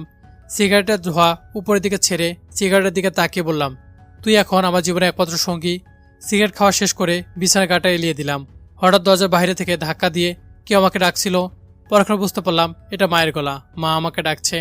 রুমের দরজার বাইরে থেকে মা আমাকে ডাকছিল। মায়ের গলা পেয়ে রুমের দরজাটা খুলে দিলাম। মা রুমে ঢুকে আমাকে জিজ্ঞাসা করলো, কিরে, এই অসময়ে রুমের দরজা বন্ধ করে কি করছিস? আমি বললাম, কিছু না মা।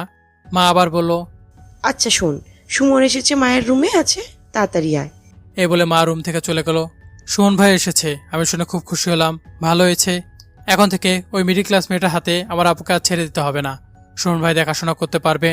তাড়াতাড়ি রুম থেকে বেরিয়ে গেলাম। গিয়ে দেখলাম সুমন ভাই আপুর মাথার পাশে বসে আছে আর আপুর মাথায় হাত বুলিয়ে দিচ্ছে। আমি আপুর দিকে তাকিয়ে দেখলাম আমার আপুটা বেহুশের মতো ঘুমাচ্ছে। এখনও ঘুমের ওষুধের ডোজ কাটেনি। আমি সুমন ভাইকে ডাক দিলাম। ডাক দিয়ে বললাম, সুমন ভাই কেমন আছেন? সুমন ভাই আমাকে জুড়ে ধরে কেঁদে দিল। আমি সুমন ভাইকে সান্ত্বনা দিয়ে বললাম, আপুর কিছু হবে না, আমরা সবাই তো এখানে আছি। আর এখন আপনি এসে পড়েছেন। তারপর নীলিমার দিকে তাকিয়ে বললাম, আপনি এসে পড়েছেন, ভালো হয়েছে। পরিবারের লোকের মতো তো আর বাইরে কোনো লোক আপুর সেবা যত্ন করতে পারবে না বা দেখাশোনা করতে পারবে না। নীলিমা হয়তোবা আমার কথা মানাটা বুঝতে পেরেছে, তাই আপুর কাছ থেকে কিছুটা সরে দাঁড়ালো। আমার কথা শেষ হতেই সুমন ভাই বলে উঠল, তোমার আপুই আমার জীবনের সব কিছু, অছাড়া আমার জীবন নিঃস্ব। তুমিও তো এখন বিয়ে করেছ, আস্তে আস্তে দেখবে নীলিমার প্রতিও তোমার ভালোবাসা বাড়বে, ওকে ছাড়া তুমি কিছুই বুঝবে না। আমি মনে মনে হেসে বললাম, সুমন ভাই বলে কি, যাকে আমি জীবন থেকে বের করে দেওয়ার জন্য সিদ্ধান্ত নিয়েছি তাকে ভালোবাসবে এ আদিল? So funny. এই বলে মনে মনে আবার হাসতে লাগলাম। হঠাৎ পিছন থেকে কে যেন বলে উঠল, আদিল কেমন আছো? গলাটা আমার খুব পরিচিত মনে হলো। আমি পিছনে তাকে দেখি শায়ন ভাই। আমি শায়ন ভাইকে দেখে পুরো অবাক হয়ে গেলাম। আমি অবাক হয়ে শায়ন ভাইয়ের দিকে তাকিয়ে রইলাম। শায়ন ভাই আমাকে আবার জিজ্ঞাসা করলো, কি হলো আদিল, কেমন আছো? হ্যাঁ শায়ন ভাই, ভালো আছি। আপনি কেমন আছেন? আমিও ভালো আছি। শায়ন ভাই, আপনি এতদিন কোথায় ছিলেন? সেই পুতুল লাশ দাফন করার পর নাকি সুমন ভাই আপনাকে খুঁজে পায়নি? আপনাকে অনেক খুঁজেছিল কিন্তু আপনার খোঁজ পাওয়া যায়নি। শায়ন ভাই আমার দিকে কেমন একটা দৃষ্টি নিয়ে যেন তাকালো। শায়ন ভাইয়ের দৃষ্টিটার অর্থ আমি বুঝতে পারলাম না। আমি শায়ন ভাইকে বললাম, শায়ন ভাই, সুমন ভাই আপনাকে নিয়ে অনেক চিন্তা করতো, আপনার অনেক খোঁজ করেছিল অনেক জায়গায়, কিন্তু আপনার কোনো খোঁজ খবর পাচ্ছিল না। শায়ন ভাই, আমরাও আপনার খোঁজ খবর নেওয়ার চেষ্টা করেছি কিন্তু কোথাও পাইনি। এমনকি ভাবির ফোনে ফোন দেই, সুমন ভাই ভাবিরও কোনো খোঁজ পাইনি। ভাবি কেমন আছে শায়ন ভাই? ভাবিকে নিয়ে আসতেন। শায়ন ভাই কিছুক্ষণ আমার দিকে তাকিয়ে বলল, আসলে ব্যবসার কাজে অনেক দূরে ছিলাম, তাই যোগাযোগ করতে পারিনি। আর তোমাদের ভাবি ভালো আছে, সে তার বাবার বাসায় আছে। আর তোমাদের ভাবির ফোনটা ভেঙে গিয়েছিল, তাই ওকে সুমন ফোনে পাইনি। ও আচ্ছা, তা ভাবিকে নিয়ে আসতেন। মায়ার অসুস্থতার কথাটা তোমাদের ভাবিকে জানায়নি, হয়তো বা সে টেনশন করবে তাই। আমি শায়ন ভাইকে আর কিছু বলতে যাচ্ছিলাম, তখন এই নীলিমা বলল, প্লিজ আপনার এখানে এত কথা বলবেন না, আপুর সমস্যা হতে পারে। ওর কথা শুনে সুমন ভাই ওর কথা সায় দিয়ে বলল, হ্যাঁ, নীলিমা ঠিকই বলছে, চল আমরা রুমের বাইরে যেয়ে কথা বলি। হ্যাঁ সেটাই ভালো হবে, আমি আপুর কাছে আছি। একটু পরে আপুর ঘুম ভাঙতে পারে, আপুকে গোসল করাতে হবে, আপুর ড্রেস চেঞ্জ করে দিতে হবে, তারপর আপুকে খাইয়ে দিয়ে আবার আপুকে ওষুধ খাওয়াতে হবে, ওষুধ লাগাতে হবে। আমার নীলিমার কথা শুনতে প্রচণ্ড বিরক্ত লাগলো। আমি সুমন ভাইকে উদ্দেশ্য করে বললাম, সুমন ভাই, এখন তো আপনি চলে এসেছেন, এখন এই কাজগুলো তো আপনি করতে পারবেন। আর আপু আপনার কাছে অনেক কমফোর্টেবল ফিল করবে। তাছাড়া অন্য একটা লোককে দিয়ে করানোর কি দরকার সুমন ভাই? তুমি অন্য একটা বলতে কাকে বলছো? নীলিমা তো আমাদের বাড়ির লোক, আমাদের আপন লোক। আমার থেকেও নীলিমাই বেশি মায়ার যত্ন নিতে পারবে। আমি সম্পূর্ণভাবে নীলিমার উপর চোখ বন্ধ করে নির্ভর করতে পারি। আমি মনে মনে বললাম, না, আমার সহ্য হচ্ছে না। এই মেয়েটা একে একে সবাইকে আমার কাছ থেকে দূর করে দিচ্ছে। আমার কোনো কথার কোনো প্রাধান্য কারো কাছে নেই। নীলিমার যেন এবারই সব কিছু, আমি যেন এবারই কেউ না। না দিল না, কুল, মাথা ঠান্ডা রাখ, মাথা গরম করা যাবে না। বাড়িতে মেহমান আছে, আর শোন ভাইও আছে, কাউকে কিছু বুঝতে দেওয়া যাবে না, তাহলে হিতে বিপরীত হতে পারে। এই ভেবে আর কিছু বললাম না। আমি সবাই মিলে রুমের বাইরে চলে এলাম। একটু পর মা এসে শাহান ভাইকে ডেকে নিয়ে গেল। শাহান ভাইকে আমাদের গেস্ট রুমটা খুলে দিলেন। শাহান ভাই যে কয়দিন থাকে ওই রুমে থাকবে। মা আর শাহান ভাই চলে যেতেই আমি শোন ভাইকে জিজ্ঞাসা করলাম, শোন ভাই, আপনার শাহান ভাইয়ের সাথে দেখা হলো কোথায়? আমি অফিসিয়াল কাজ শেষ করে এই বাসায় আসার জন্য রওনা দিলাম। এই বাসার প্রায় কাছাকাছি আসার পরে একটা আননোন নাম্বার থেকে আমার কাছে ফোন এলো। ফোনটা ধরতেই সায়ন ভাইয়ের গলা পেলাম। আমি জিজ্ঞেস করলাম সে আর ভাবি এতদিন কোথায় ছিল, কেন তাদের কোনো খোঁজখবর পাচ্ছিলাম না। তারপর ভাইয়া তোমাকে যে কথাগুলো বললো আমাকে একই কথা বলেছিল। তারপর আমি মায়ের কথা জানালাম ভাইয়াকে। ভাইয়া বলল সে মায়াকে দেখতে আসবে আর কিছুদিন এখানে থাকবে, আর তার এখানে কিছু একটা কাজ আছে। আমি সব কথা শুনে বললাম, আচ্ছা ভালো হয়েছে শোন ভাই, শাহান ভাই আর ভাবির খবর তো পাওয়া গেল। ভাই আপনার চিন্তাটা হলে কমলো। হ্যাঁ ভাই, বড় ভাই আর ভাবিকে নিয়ে অনেক চিন্তায় ছিলাম। আমার বোনটা তো ওখানে আমাদের ছেড়ে চলে গেল। ও কেন যে সুইসাইড করলো এখনো পর্যন্ত তা আমাদের অজানে রয়ে গেল। এই বলে শোন ভাই একটা দীর্ঘ নিঃশ্বাস ফেলল। আমি মনে মনে বললাম, পুতুলের জন্য আমার অনেক খারাপ লাগে। খুব চটপটে আর চঞ্চল একটা মেয়ে ছিল, এইভাবে হঠাৎ কেন যে সুইসাইড করলো সেটা আমাদের সবারই এখন পর্যন্ত অজানা। রাতের বেলা রুমে শুয়ে শুয়ে ফোন টিপছিলাম। আমার রুমে নীলিমা আসলো। নীলিমাকে আমার রুমে দেখে আমার মেজাজ 100 ডিগ্রি গরম হয়ে গেল। আমি ওকে দেখে বললাম, দেখুন আপনি আমার রুমে এসেছেন কেন? রুম থেকে এখনই বের হয়ে যান। আমি চাই না আপনার সাথে কোনো রকম খারাপ ব্যবহার করতে। আমি চাই না আর কোনো ঝামেলা হোক। আপনি এই রুম থেকে ভালোভাবে নিঃশব্দে বেরিয়ে যান, বাবা দেখার আগেই। আসলে আমি চেয়েছিলাম রাত্রের বেলা গেস্ট রুমে গিয়ে থাকতে, কিন্তু এখন তো গেস্ট রুমে সায়ন ভাই আছে। আমি তো আর যে ওই রুমে থাকতে পারবো না, আর মায়া আপুর কাছেও থাকতে পারবো না, কারণ মায়া আপুর রুমে সুমন ভাই আছে। আর ডাইনিংয়ে যদি থাকি তাহলে সবাই জেনে যাবে এই বিষয়টা। তাই যেই কয়দিন সায়ন ভাই আছে সেই কয়দিন আপনি আপনার রুমে আমাকে একটু থাকতে দিন প্লিজ। সায়ন ভাইয়া চলে গেলেই আমি গেস্ট রুমে থাকবো রাত্রের বেলা। আপনি ভাববেন না আমি আপনার খাটে শুবো না, আমি ফ্লোরেই ঘুমাবো। প্লিজ আমার এতটুকু অনুরোধ আপনি রাখেন। আপনাদের সবার ভালোর জন্যই বলছি, কারণ আমি চাই না আপনার আর আমার মধ্যেকার কোনো বিষয় বা কথাগুলো কেউ জানুক। নীলিমার সব কথা শুনে আমি ওকে বাধ্য হয়ে আমার রুমে থাকতে দিলাম, কারণ একমাত্র ডাইনিং ছাড়া আরও থাকার কোনো জায়গা নেই। তাই আমার রুমে থাকতে দেওয়া ছাড়া আর কোনো উপায় নেই। আমি ওকে বললাম, হ্যাঁ আপনি শায়ন ভাই না যাওয়া পর্যন্ত আমার রুমে থাকবেন, তবে এই থাকাটা আপনার জন্য পার্মানেন্ট থাকা হিসেবে মনে করবেন না। শায়ন ভাই চলে যাওয়া মাত্রই আপনি গেস্ট রুমে চলে যাবেন। আর হ্যাঁ, আমার উপর বেশি খবরদারি ফেলানোর চেষ্টা করবেন না। এই বলে পাতলা একটি কাঁথা আর একটা বালিশ ছুঁড়ে ফেলে দিলাম। নীলিমা পাতলা কাঁথা বিছিয়ে বালিশ নিয়ে শুয়ে পড়লো। হঠাৎ মাঝরাতে কারো ডাকে আমার ঘুম ভেঙে গেল। চোখ মেলে দেখি নীলিমা আমাকে ডাকছে। আমি অসম্ভব বিরক্তি নিয়ে ওদিকে তাকিয়ে বললাম, আচ্ছা আপনি কি এই রুমে এসেছেন মাঝরাতে আমার ঘুম ভাঙিয়ে আমাকে বিরক্ত করার জন্য? আরে না না, শুনুন আমি কি বলছি। দূর, কি শুনবো আপনার কথা? এত রাতে আমাকে ডেকে এখন বলছেন আপনার কথা শুনতে? সমস্যা কি আপনার? আসলে নিচে আমি পানি খেতে গিয়েছিলাম, তখন আপুর রুম থেকে আপুর চিৎকারের আওয়াজ শুনলাম। তাড়াতাড়ি করে রুমে গিয়ে দেখি আপুর রুম থেকে মুখোশধারী কেউ একজন বের হচ্ছে। আমি তাকে ধরার চেষ্টা করেছিলাম, তার কলার টেনে ধরেছিলাম। সে আমাকে ধাক্কা দিয়ে দৌড়ে পালিয়ে গেছে। তার কলার ধরার কারণে তার কলারের একটা বোতাম আমার হাতে এসে পড়েছে, এই দেখুন। আর আমার নখের আঁচল তার গলায় লেগেছে। আমি নীলিমার দিকে তাকালাম। হ্যাঁ, কলার একটা বোতাম নীলিমা হাতে দেখলাম। আমি অবাক হয়ে নীলিমার দিকে তাকিয়ে আছি। আমি যেন ঘোর একটা ভাবনা ডুবে গেলাম। আমার ভাবনা সেট ঘটিয়ে নীলিমা আবার বলা শুরু করলো। তৎক্ষণাৎ আমি আপুর রুমে গিয়ে দেখি সুমন ভাই অজ্ঞান হয়ে নিচে পড়ে আছে। ওনাকে হয়তোবা কেউ অজ্ঞান হবার ঔষধ দিয়েছিল। আমি ভেবে পাচ্ছিলাম না কি করব, তাই মাকে ডাক দিলাম। মা আর বাবা আপুর রুমে আছে। তারপর দৌড়ে আপনার কাছে আসলাম। প্লিজ চলুন আপুর রুমে। আমি এই কথা শোনা মাত্রই আপুর রুমে গেলাম। আপু ভয়ে মাকে জড়িয়ে ধরে আছে, আর বাবা সোহন ভাইয়ের চোখে পানি ছিটাচ্ছে। আমি আপুর কাছে যেয়ে বললাম, আপু তোর কি হয়েছে? আর কে এসেছিল তোর রুমে মুখোশ পরে? তুই কি তাকে চিনতে পেরেছিস? আপু ভয়ে তো কথাই বলতে পারছে না। নীলিমা খাটে উঠে আপুর কাছে যেয়ে বসলো। আপু ভয়ে নীলিমাকে জড়িয়ে ধরলো। আমি কিছুতে বুঝতে পারছিলাম না কে সে মুখোশধারী লোক, কেনই বা আমাদের ঘরে এসে আপুর উপর আক্রমণ করলো, সুমন ভাইকে অজ্ঞান করলো। আমার কিছু মাথা ঢুকছিল না। আমাদের তো মেইন গেটের দরজা লাগানো, আমাদের ঘরে সবগুলো গেটের দরজা লাগানো, ছাদে তালা দেওয়া, বাইরের লোক ভিতরে ঢুকলো কি করে? হঠাৎ করে আপু নীলিমাকে বলল, নীলিমা, নীলিমা, তুমি আমার ভাইটাকে বাঁচাও। নীলিমা, ওকে মেরে ফেলবে, ওকে মেরে ফেলবে। আপুর মুখের এই কথা শুনে সবাই আমাদেরকে তাকালো।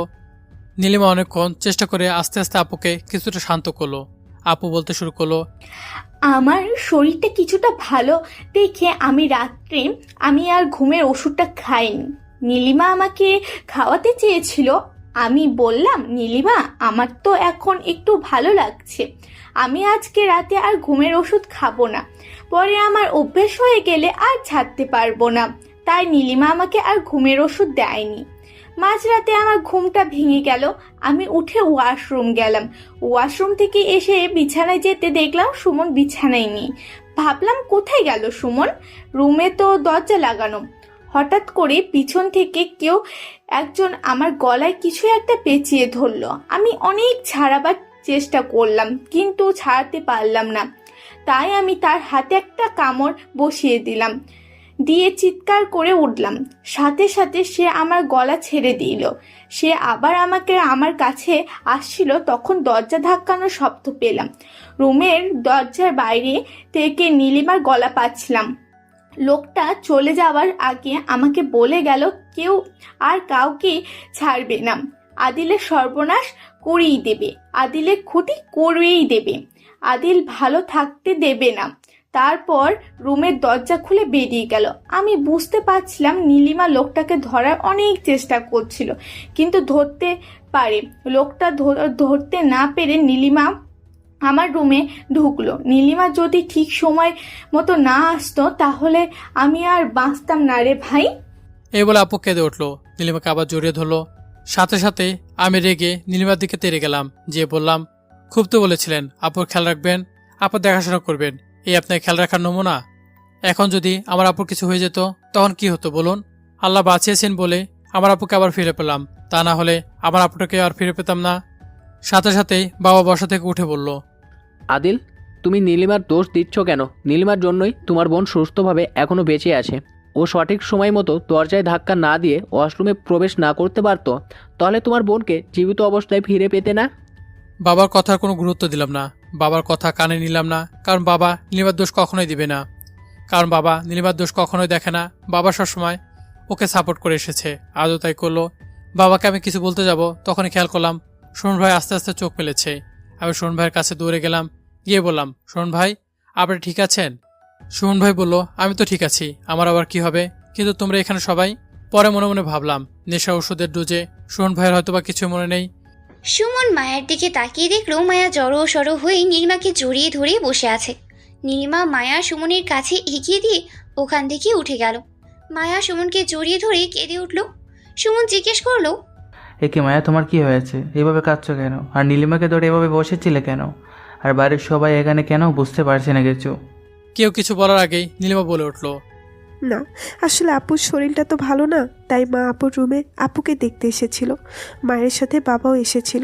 আমি পানি খেয়ে উঠেছিলাম, ভাবলাম তাই আপুকে একটু দেখে আসি। আর আদিল হয়তো আমাকে রুমে না দেখে খুঁজতে খুঁজতে আপুর রুমে চলে এসেছে। এই বলে মাথার একটু উঁচু করে ঘুমটা ভিতরে দিয়ে নীলিমা আমার দিকে তাকালো। রাগে আমার গা জ্বলে যাচ্ছিল। হঠাৎ আমি সোহন ভাইয়ের দিকে তাকিয়ে দেখলাম সোহন ভাই মিটিমিটি হাঁটছে। আমি সোহন ভাইকে জিজ্ঞাসা করলাম, সোহন ভাই, আপনি হাঁটছেন কেন? সোহন ভাই তার হাসিটা ঠোঁটের মাঝে আটকে বলল, না, কিছু না। আমি নীলিমার দিকে চোখ লাল করে তাকালাম। শ্বাস কত বড় মেয়েটার! আমি নাকি ওকে খুঁজতে খুঁজতে আপুর রুমে চলে এসেছি। আপু আস্তে আস্তে স্বাভাবিক হলো। আপু আর সোহন ভাইকে রুমে রেখে আমরা রুম থেকে চলে গেলাম। বাবা আর মা নিজ রুমে চলে গেল। আমি আমার রুমে চলে এলাম। নীলিমা এলো আমার পেছনে পেছনে। আমি রুমে এসে বিছানায় বসে পড়লাম। নীলিমা রুমের দরজা লাগিয়ে দিল। এমন সময় আমি পিছন থেকে যেয়ে ওর একটা হাত মুচকে ধরলাম। নীলিমা ব্যথায় আহ করে উঠলো। আমি ওর হাতটা একটু মুচকে দিয়ে বললাম, এই, আমি তোকে খুঁজতে খুঁজতে আপুর রুমে চলে গেছিলাম না? প্লিজ ছাড়ুন, আমার ব্যথা লাগছে। পিছন দিক থেকে এক হাত দিয়ে ওর গাল দুটো টিপে ধরলাম। তোর তো ব্যথা না পেলে ভালোই লাগে না, ইচ্ছে করছে তোর হাত মুচকে ভেঙে দেই, কিন্তু তুই তো আবার বাবার আদরের বৌমা, তোকে তো কিছু করা যাবে না। এই বলে হাতটা ছেড়ে দিয়ে ধাক্কা দিয়ে নিচে ফেলে দিলাম। নীলিমা কাঁদো কাঁদো স্বরে বলল, সুমন ভাইয়ের কিছুই মনে ছিল না, তাই সুমন ভাই যাতে কিছু বুঝতে না পারে তার জন্যই আমি ওই কথাগুলো বলেছি। I am sorry. এই বলে নীলিমা নিচে বসে পড়ল। শুতে যাব তখন নীলিমা আমাকে বলল, একটা কথা ছিল। আমি ওর কথায় কোনো উত্তর দিলাম না।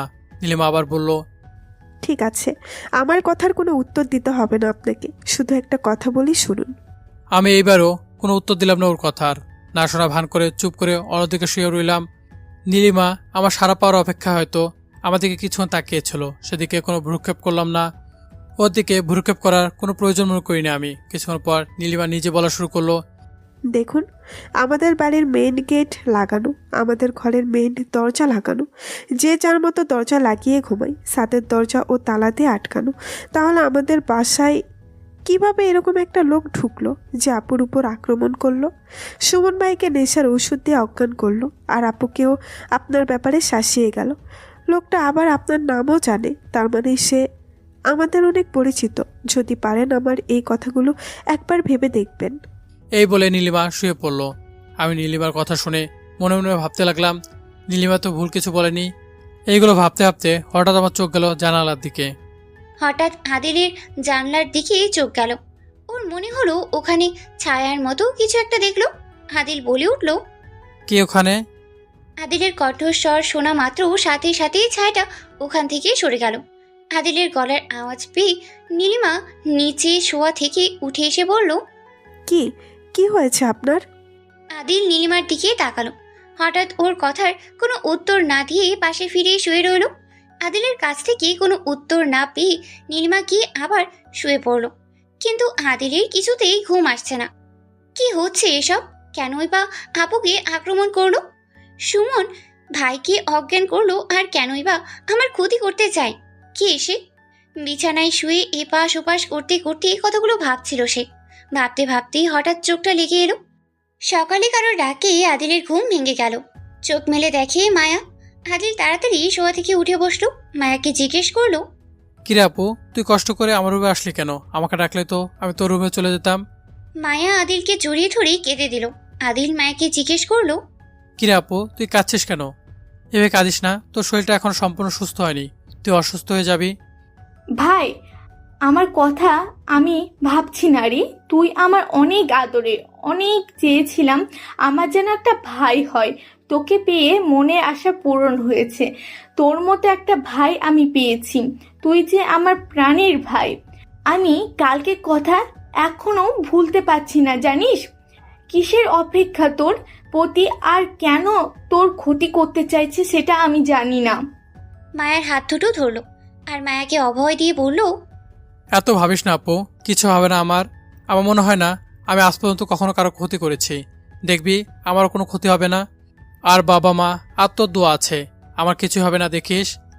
আদিল শোন, এখন থেকে যেখানে যাবি সাবধানে যাবি, যেখানেই থাকিস সাবধানে থাকবি। আর শোন, গতকালকে নীলিমা ছিল বলেই কিন্তু আমি বেঁচে গিয়েছি। নীলিমাকে তোর একটা থ্যাঙ্কস জানানো উচিত ছিল। তুই তা না করে কালকে উল্টো নীলিমাকে দোষ দিলি। এটা তোর কিন্তু করা উচিত হয়নি রে আদিল। মায়ের মুখে নীলিমার নামটা শুনে সকাল সকাল আদরের মুডটাই খারাপ হয়ে গেল। বেশ খানিকটা বিরক্তি নিয়ে আদিল মায়াকে বলল, আহা আপু, থামো তো। তোমরা সবসময় নীলিমার হয়ে তোমরা ছাপাই গেও না তো। নীলিমা তো খুব দায়িত্ব নিয়ে তোমাকে বাসায় এনেছিল, কি দায়িত্বটা পালন করলো শুনি। তোমার যদি কালকে কোনো সমস্যা হয়ে যেত, তার কি কোনো সমাধান দিতে পারতো নীলিমা? হারাতাম তো আমি আমার বোনকে, আমার মা বাবা হারাতো তাদের মেয়েকে, সুমন ভাই হারাতো তার বউকে। নীলিমা তো কিছু হারাতো না। নীলিমা তো মাঝখান থেকে শুধু চুপ করে থাকে, একটু ন্যাকামি আর অভিনয় করে কানাকারি করতো আর সরি বলতো। এরপরও তুমি নীলিমার ছাপাই গেছো আমার কাছে। আদিলের মুখে নিজের বইয়ের সম্পর্কে এমন কথা শুনে আশ্চর্য না হয়ে পারল না মায়া। বুঝতে পারলো আদিল এখনও নীলিমাকে পছন্দ করছে না। মায়া অনেক শান্ত গলায় আদিলকে বলল, ওর দায়িত্বটা ঠিকমতো পালন করেছে আদিল। ও প্রচুর পরিমাণে আমার দেখাশোনা করেছে, আমার সেবা যত্ন নিয়েছে। না হলে আমি এত তাড়াতাড়ি সুস্থ হয়ে উঠতেই পারতাম না। মায়া আরও কিছু বলতে যাবে তখনই থামিয়ে দিয়ে আদিল বলল, দেখো আপু, আমি নীলিমার বিষয়ে তোমার কাছ থেকে আর একটা কথা শুনতে চাই না প্লিজ।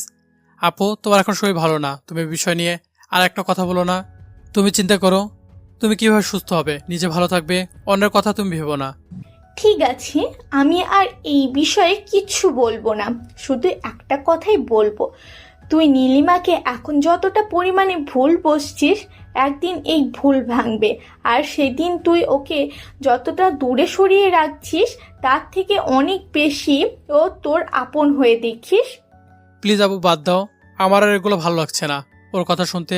আচ্ছা শোনো, একটা কথা মনে পড়ে গেল। হ্যাঁ বল। নীলিমাদের বাসায় থাকতে তুমি আমাকে একটা ছবি দিয়েছিলে, ছবিতে নীলিমার মুখ স্পষ্ট ছিল না। তুমি বলেছিলে এ বিষয়ে আমার সাথে পরে কথা বলবে, তারপর তো তোমার অ্যাক্সিডেন্ট হয়ে গেল। আচ্ছা আপু বলো তো আসলে কি বলতে চেয়েছিলে? মায়া আদিলের কথার কোনো উত্তর না দিয়ে বসা থেকে উঠে দাঁড়িয়ে বলল, আমি তো রুমে আসার সময় দেখলাম নীলিমা আর মা নাস্তা রেডি করছে, তুই ফ্রেশ হয়ে তাড়াতাড়ি ডাইনিংয়ে আয় নাস্তা খেতে। আদিল মায়াকে আর কিছু বলার সুযোগই পেল না। মায়া তাড়াতাড়ি করে রুম থেকে বেরিয়ে গেল। আদিল মনে মনে ভাবল, আপু আমার কথাটা এড়িয়ে গেল কেন? পরে আবার ভাবল, থাক, আপু আর একটু সুস্থ হোক, পরে না হয় আপুকে আরেকদিন জিজ্ঞাসা করবো। তারপর ফ্রেশ হতে ওয়াশরুমে চলে গেল। আদিল ফ্রেশ হয়ে নাস্তা করতে ডাইনিংয়ে গেল। অনেকদিন পর ডাইনিংয়ে পরিবারের সাথে একসাথে হলাম। আদিলের মা জাহানারা বেগম আদিলকে দেখে ডাক দিল। কি রে আদিল, ওখানে দাঁড়িয়ে আছিস কেন?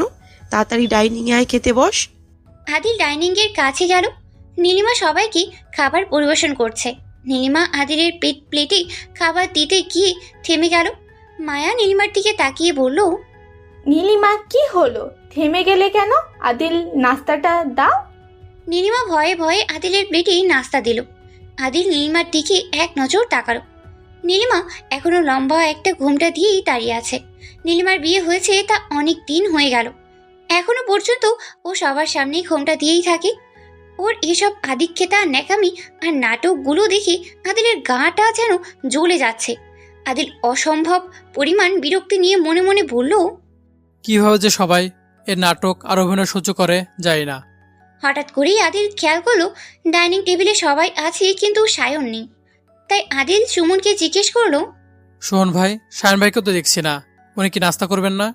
ভাইয়াকে সকালে আমার রুমে এসেছিল মায়াকে দেখতে, এরপর আর ভাইয়াকে দেখিনি। এমন সময় নীলিমা বলে উঠল, সকালে শায়ন ভাইয়ের সাথে আমার দেখা হয়েছিল, উনি বাইরে যাচ্ছিলেন। আমি জিজ্ঞেস করলাম ভাই আপনি কোথায় যাচ্ছেন? উনি আমাকে বলল ওনার একটু কাজ আছে, তাই বাইরে যাচ্ছে, এই বলে বাইরে চলে গেল। এমন সময় দরজার কলিং বেলটা বেজে উঠল। নীলিমা গিয়ে দরজা খুলে দিল। সায়ন ভাই এসেছে। আদিলের বাবা সায়ন ভাইকে ডাক দিল। বাবা সায়ন, এত সকালে কোথায় গিয়েছিলে? তোমাকে সবাই খুঁজছিলাম। এখানে আসো, নাস্তা করে যাও, তোমার জন্য আমরা বসে আছি। ওনার ডাকে সায়ন এসে ডাইনিং টেবিলে বসলো নাস্তা করতে। চেয়ারটা নিয়ে বসতে বসতে সায়ন বলল, আসলে আঙ্কেল আমার একটু কাজ ছিল, তাই বাইরে গিয়েছিল। এই বলে সায়ন নাস্তা খেতে শুরু করলো। হঠাৎ নীলিমা সায়ন ভাইকে উদ্দেশ্য করে বলে উঠল, এ কি শায়ন ভাই, এখনো তো সেরকম শীত পড়েনি, আর আপনি এখনই হাত মোজা পরেছেন, আবার শীতের গোল গোল গেঞ্জি পরছেন। আসলে আমার একটু ঠান্ডা ধাজ আছে তো তাই। এই কথা শুনেই সুমন বলে উঠল, কই ভাইয়া কোন সময় তো এই কথা আমাদেরকে বলেনি, আর আমিও তো এমনই কিছু দেখিনি যে তোমার ঠান্ডার দাস আছে। কখনো তোদেরকে বলা হয়ে ওঠেনি, এই জন্য জানিস না।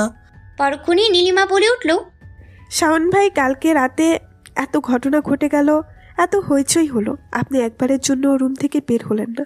আপনি কি কিছুই শোনেননি শায়ন ভাই? সঙ্গে সঙ্গে সায়ন ভীষণ খেলো। নীলিমা তাড়াতাড়ি করে পানির গ্লাসটা সায়নের সামনে পানির গ্লাসটা এগিয়ে দিল। সায়ন এক ঢোকে পানিটা শেষ করে ফেললো। এ কি হলো শায়ন ভাই, হঠাৎ বিষম খেলেন?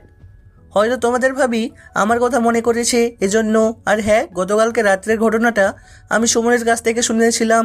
সকালে মায়াকে দেখতে আমি ওদের রুমে গিয়েছিলাম, তখন সুমন আমাকে গতকালকের রাতে ঘটনাটা সব বলল। আর গতকালকে রাতে আসলে আমি একটা ঘুমের ওষুধ খেয়ে ঘুমিয়েছিলাম, তাই আমি কোনো কিছু শুনতে পারিনি আর বুঝতেও পারিনি, তার জন্য আমি সরি। আদিলের খুব রাগ হচ্ছে নীলিমার উপর। সব জায়গায় ওর কথা বলতেই হবে। এখানে অনেক লোকজন থাকায় ওকে না পারছে কিছু বলতে, না পারছে কথাগুলো সহ্য করতে। আদিল শায়নকে বলল, শায়ন ভাই কথা বাদ দেন, এমনিতে একবার বিষম খেয়েছেন, আবার খাবেন, যে যা ইচ্ছা বলুক, আপনার ওইদিকে কান দিতে হবে না, আপনি নাস্তা করেন। নীলিমা আর কিছু বলল না, ও রান্নাঘরে চলে গেল। রান্নাঘর থেকে মায়াকে এক গ্লাস দুধ এনে দিল। মায়া দুধটা খেয়ে গ্লাসটা নীলিমার হাতেই দিল। অনেকক্ষণ ধরে সায়ন মায়ার দিকে আর দুধের গ্লাসের দিকেই তাকিয়ে আছে। সায়নের দিকে নীলিমা চোখ পড়তেই নীলিমা বলে উঠল, কি হলো শায়ন ভাই, এভাবে তাকিয়ে আছেন? কিছু বলবেন? কিছু লাগবে আপনার? না না, আমার কিছু লাগবে না। এই বলেই সায়ন নাস্তার টেবিল থেকে উঠে যেতে লাগলো। তখনই নীলিমা বলল, কি হলো শায়ন ভাই, আপনি তো তেমন কিছুই খাননি, চলে যাচ্ছেন যে? না, নীলিমা আমার খাওয়া হয়ে গেছে, এই বলে শায়ন ভাই নিজের রুমে চলে গেল। আদিল নীলিমাকে উদ্দেশ্য করে বলল, খাবার টেবিলে এত কথা বলে মানুষের রুচি থাকে না, রুচিটা নষ্ট হয়ে যায়। আদিলের কথা শুনে ওর বাবা বলে উঠল, আদিল, এখানে সবাই কথা বলছে, তুমি একা কেন নীলিমার দোষ দিচ্ছ? আর সায়নের হয়তোবা এখন ক্ষুধা নেই, যখন ক্ষুধা পাবে তখন ও দরকার হলে আবার এসে খেয়ে, সমস্যা নেই। সুমন ভাইও বাবার কথা সায় দিল। নাস্তা খেতে খেতে সুমন নীলিমাকে উদ্দেশ্য করে বলল, নীলিমা, তোমার বিয়ে হয়েছে তো অনেক দিন, এখনো পর্যন্ত একদিনের জন্য তোমার মুখটা দেখার সৌভাগ্য আমার হয়নি। তোমার চাঁদ মুখটা একটু দেখাও আমাকে। তখনই মায়া সুমনকে থামিয়ে দিয়ে বলল, ও আমাকে এখন আর ভালো লাগে না, তাই না? আমার ভাইয়ের বউটার মুখটা দেখার খুব ইচ্ছে। তুমি তো দেখতেই পাচ্ছ যে ও এখানে লজ্জা পাচ্ছে। আরও কিছুদিন যাক, ওর লজ্জাটা ভাঙুক, ও সবার সাথে ফ্রি হোক, আস্তে আস্তে মুখ দেখাবে। এত তাড়াহুড়োর কি আছে? ও তো আর এই বাড়ি থেকে চলে যাচ্ছে না। মায়ার কথা শুনেই আদিল মনে মনে বলল, ও তো আর এমনি এমনি যাবে না এই বাড়ি থেকে, আমি ওকে তাড়াবো।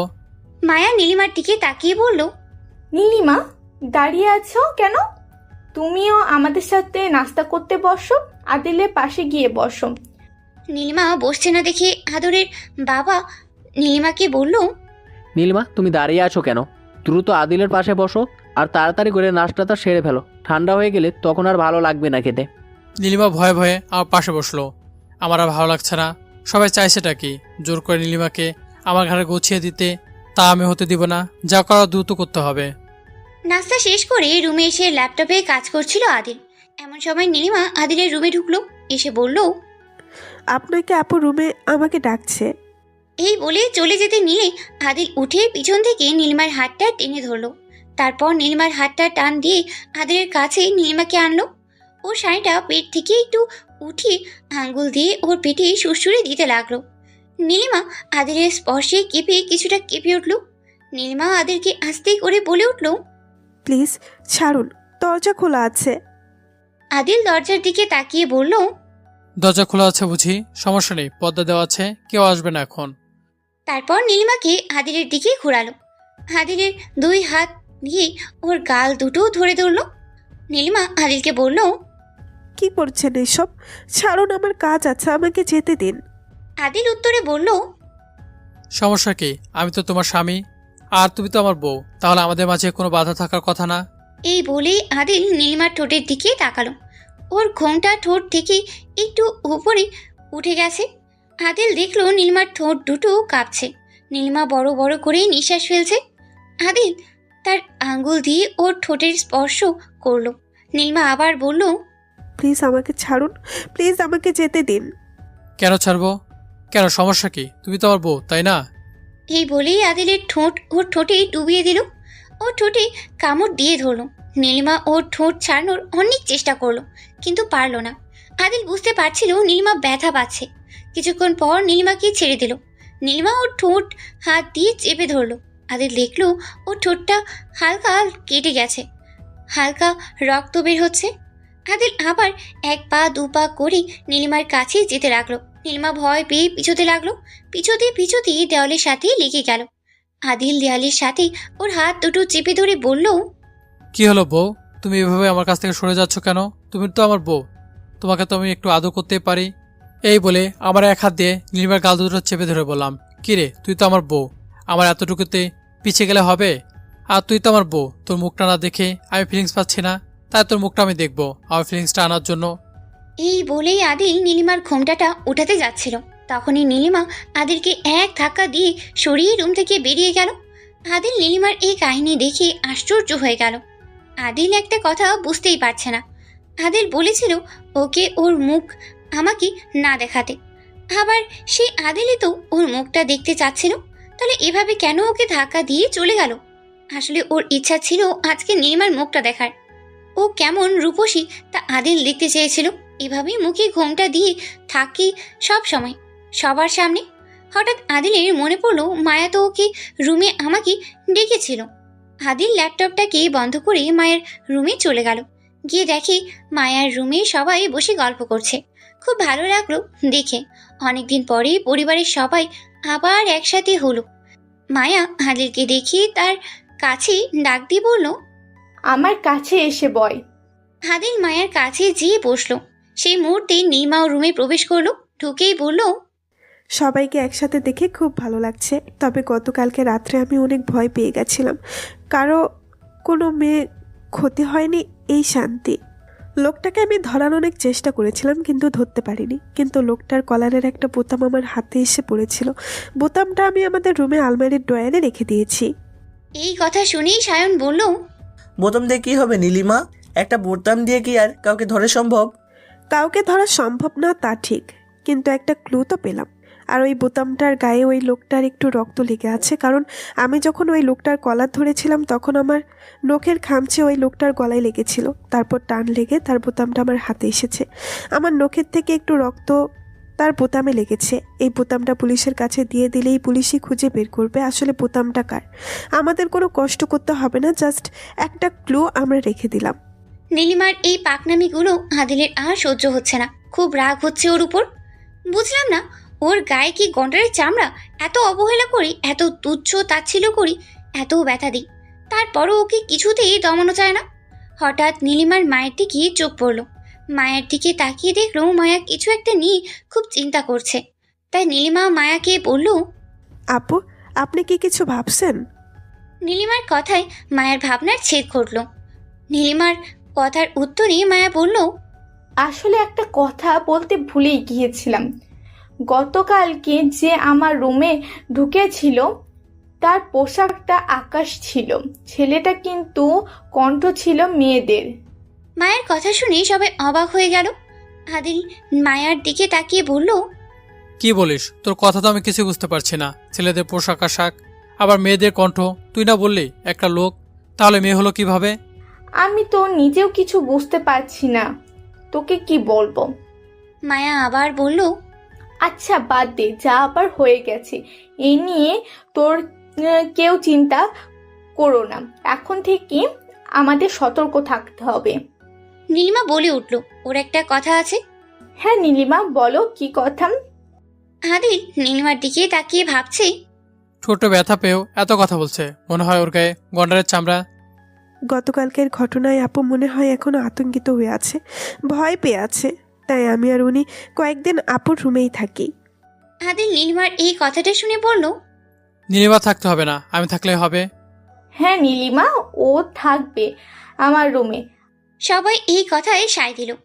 আদিল আর কিচ্ছু বলতে পারল না, কারণ আমার আর রাজি না হয়ে ওর কোনো উপায়ই ছিল না। সবার সাথে আরও কিছুক্ষণ গল্প করেই আদিল নিজের রুমে চলে গেল। কিছুক্ষণ পর নীলিমা রুমে এলো। আদিল নীলিমাকে দেখিয়ে বলল, তোর ঠোঁটে কামড় না দিয়ে তোর নাকে কামড় দেওয়া উচিত ছিল। তোর নাকটা সব জায়গাতে না গলালে তোর তো ভালো লাগে না। তুই নিজেকে খুব বুদ্ধিমতী মনে করিস, তাই না? সব জায়গাতে পাকামি করতে হবে, সবাই তোকে বাহাবা দিচ্ছে, তাই তুই মনে হয় আকাশে উঠছিস, তাই না? কিন্তু তুই বাহাবা পাওয়ার মতো কোনো কাজ করিসনি যে তোকে বাহাবা দিতে হবে। তুই ঠিকভাবে আপুর খেয়াল রাখতে পারিসনি, আপু দেখাশোনা করতে পারিসনি, ওকে? আর হ্যাঁ শোন, আপুর রুমে তোকে যেতে হবে না, আমি আর শোন ভাই থাকলেই চলবে। নীলিমা আদিলকে বলল, না, আমিও আপুর রুমে যাব। আদিলের প্রচণ্ড রাগ হলো। ওর দিকে চোখ গরম করে তাকিয়ে বলল, আমি কি বলেছি শুনতে পাসনি? হ্যাঁ শুনতে পেয়েছি, কিন্তু আপনার এই কথাটা মানতে পারবো না, কারণ আজকে রাত্রে চিচিং ফাঁক হবে। এই বলে নীলিমার রুম থেকে চলে গেল।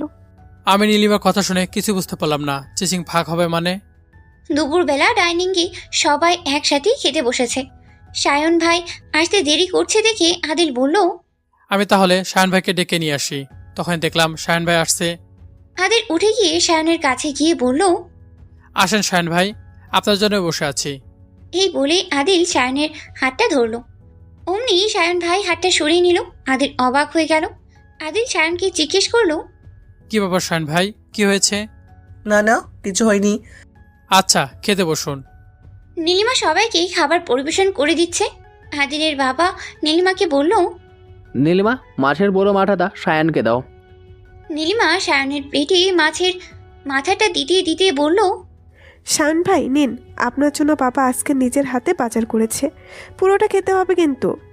আদিল বলে উঠল, কেন খেতে পারবেন না? অবশ্যই খেতে পারবেন। শায়ন ভাই, আপনি খাওয়া শুরু করুন। না, তখন শায়ন ভাই হঠাৎ হাতটা সরিয়ে নিল। তাই ভাবলাম যে শায়ন ভাই হয়তো বা হাতে কোনোভাবে ব্যথা পেয়েছে, তাই জিজ্ঞেস করলাম। আর কি শায়ন ভাই, আপনি কিছু মনে করবেন না প্লিজ।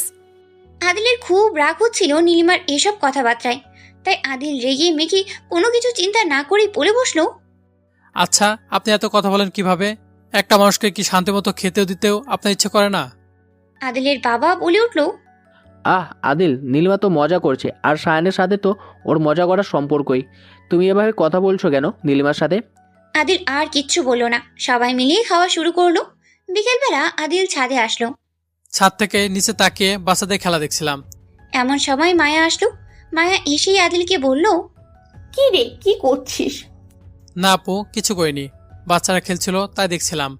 অন্যের বাচ্চার খেলা দেখে কি করবি? দোয়া করি তুই যেন নিজেই বাচ্চাকে নিয়ে খেলা করতে পারিস। মায়ার এই কথাটা শুনে হঠাৎ আদিলের প্রিয়সীর কথা মনে পড়ে গেল।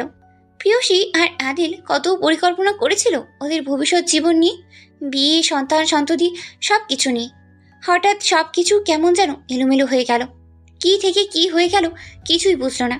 কেন প্রিয়সী ওর সাথে এমন করলো তা এখনো পর্যন্ত আদিল জানতেই পারল না। হঠাৎ মায়া আদিলকেই ডাক দিল। মায়ার ডাকে ওর ঘোর ভাঙল। হ্যাঁ আপু, বল, শুনছি। মাঝে মধ্যে তুই কোথায় যে হারিয়ে যাস বুঝি না। আদিল মনে মনে বলল, আপু আমার হারিয়ে যাওয়ার কারণটা যদি বুঝতে পারতো তাহলে আমার থেকে বেশি কষ্ট পেত। আমি আপুকে বললাম, না রে আপু, কোথাও হারিয়ে যায়নি, আমি তোর কথা শুনছি, বল। আচ্ছা ঠিক আছে, বাদ দে। এখন তো শীতকাল, সামনে তাড়াতাড়ি সন্ধ্যা হয়ে যাবে, পরে কুয়াশা পড়া শুরু করবে আর ঠান্ডা লেগে যাবে। তাড়াতাড়ি নিচে নেমে আয়, আমি যাচ্ছি। ঠিক আছে আপু, যাও, একটু পরে আসছি। আপু চলে গেল। মায়া চলে যেতেই একটা সিগারেট ধরিয়ে টানতে টানতে আকাশের দিকে ধোঁয়া ছেড়ে ভাবতে লাগলো, শীতের শিশির যেমন ঘাসের বুকে ফিরে আসে, তেমন করে যদি প্রিয়সী আমার বুকে ফিরে আসতো। এই ভেবেই আদিল দীর্ঘ একটা নিঃশ্বাস ফেলল আর ভাবলো, এটা হয়তো বা আর কখনো সম্ভব নয়। ও তো বলেছিল ওর বিয়ে ঠিক হয়ে গেছে, ও হয়তো ওর স্বামী সংসার নিয়ে ভালোই আছে, হয়তো বা এতদিনে ছেলে মেয়ের মা হয়ে গেছে। প্রিয়সীকে আমি অনেক বেশি ভালোবাসতাম, এখনও বাসি, তাই নীলিমাকে কিছুতে মেনে নিতে পারছি না। প্রিয়সী আমার সাথে যাই করুক না কেন, ওকে তো আমি সত্যি ভালোবেসেছিলাম। ও আমাকে ভালোবাসুক বা না বাসুক, ওকে আমি মন থেকে অভিশাপ দিতে পারছি না। শুধু চাইবো ও যেখানে থাকুক, যেমনই থাকুক, ভালো থাকুক আর সুখে থাকুক। এগুলো ভাবতে ভাবতে চোখে করে পানি জমা হলো, দুফোঁটা চোখের পানি গড়িয়ে পড়লো। চোখ মুছে নিয়ে ভাবলাম, না, আর অতীত নিয়ে পড়ে থাকবো না, নিজের জীবনটাকে নিজের মতো গুছিয়ে নেব। অতীত নিয়ে ভাবলে শুধু কষ্টই বাড়বে। প্রিয়সী তো আর কষ্ট পাচ্ছে না আমার জন্য, ও তো খুব ভালোই আছে সবকিছু নিয়ে। আমি নিজের মতো করে নিজের জীবনটাকে সাজিয়ে নিয়ে ভালো থাকতে চাই। আকাশের দিকে তাকিয়ে কথাগুলো ভাবছিল আদিল। আরো কিছুক্ষণ ছাদে থেকে ছাদ থেকে নেমে গেল ও। রাত্রির বেলা সবাই খাওয়া দাওয়া করে যে যার রুমে চলে গেল। আদিল ও মায়ার রুমে চলে গেলাম শোবার জন্য। মায়া আদিলকে দেখিয়ে বলল, কি রে, তুই একা কেন? নীলিমাকে নিয়ে আসে আয় সাথে করে। কেন আপু, আমি তো এসেছি, তোর ভয় কিসের? আমি তো আছি, নীলিমাকে লাগবে কেন?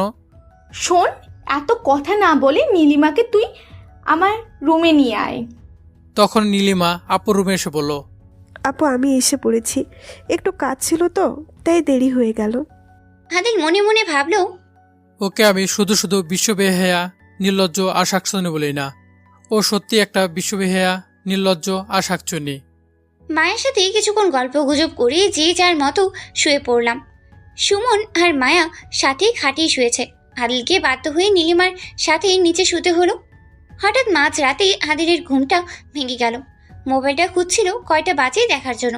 পরে ওর মনে পড়লো মোবাইলটা আমি ওই রুমেই রেখেই চলে এসেছে। পানির পিপাসাও পেয়েছিল। পরে ভাবলো, যাই, পানি খেয়ে মোবাইলটা নিয়ে আসি। পরে আদিল ডাইনিং থেকে পানি খেয়ে রুমের দিকে গেল। গিয়ে দেখলো ওর রুমটা খোলা। আদিল বুঝতে পারলো না ওর রুমটা খোলা কেন। পরক্ষণেই মনে পড়লো নীলিমা তো পরে এসেছে, তাহলে হয়তো বা ওই রুমটা খোলাই রেখেছে। রুমের কাছে গিয়ে দেখলো রুমের ভিতর হালকা আলো জ্বলছে। কেউ তো রুমে নেই, রুমে তো আলো জ্বলার কথা না। আস্তেই আস্তেই রুমে গিয়ে লাইটটা জ্বালিয়ে দিল। দেখলো মুখোশ পরা একটা লোক ওর আলমারির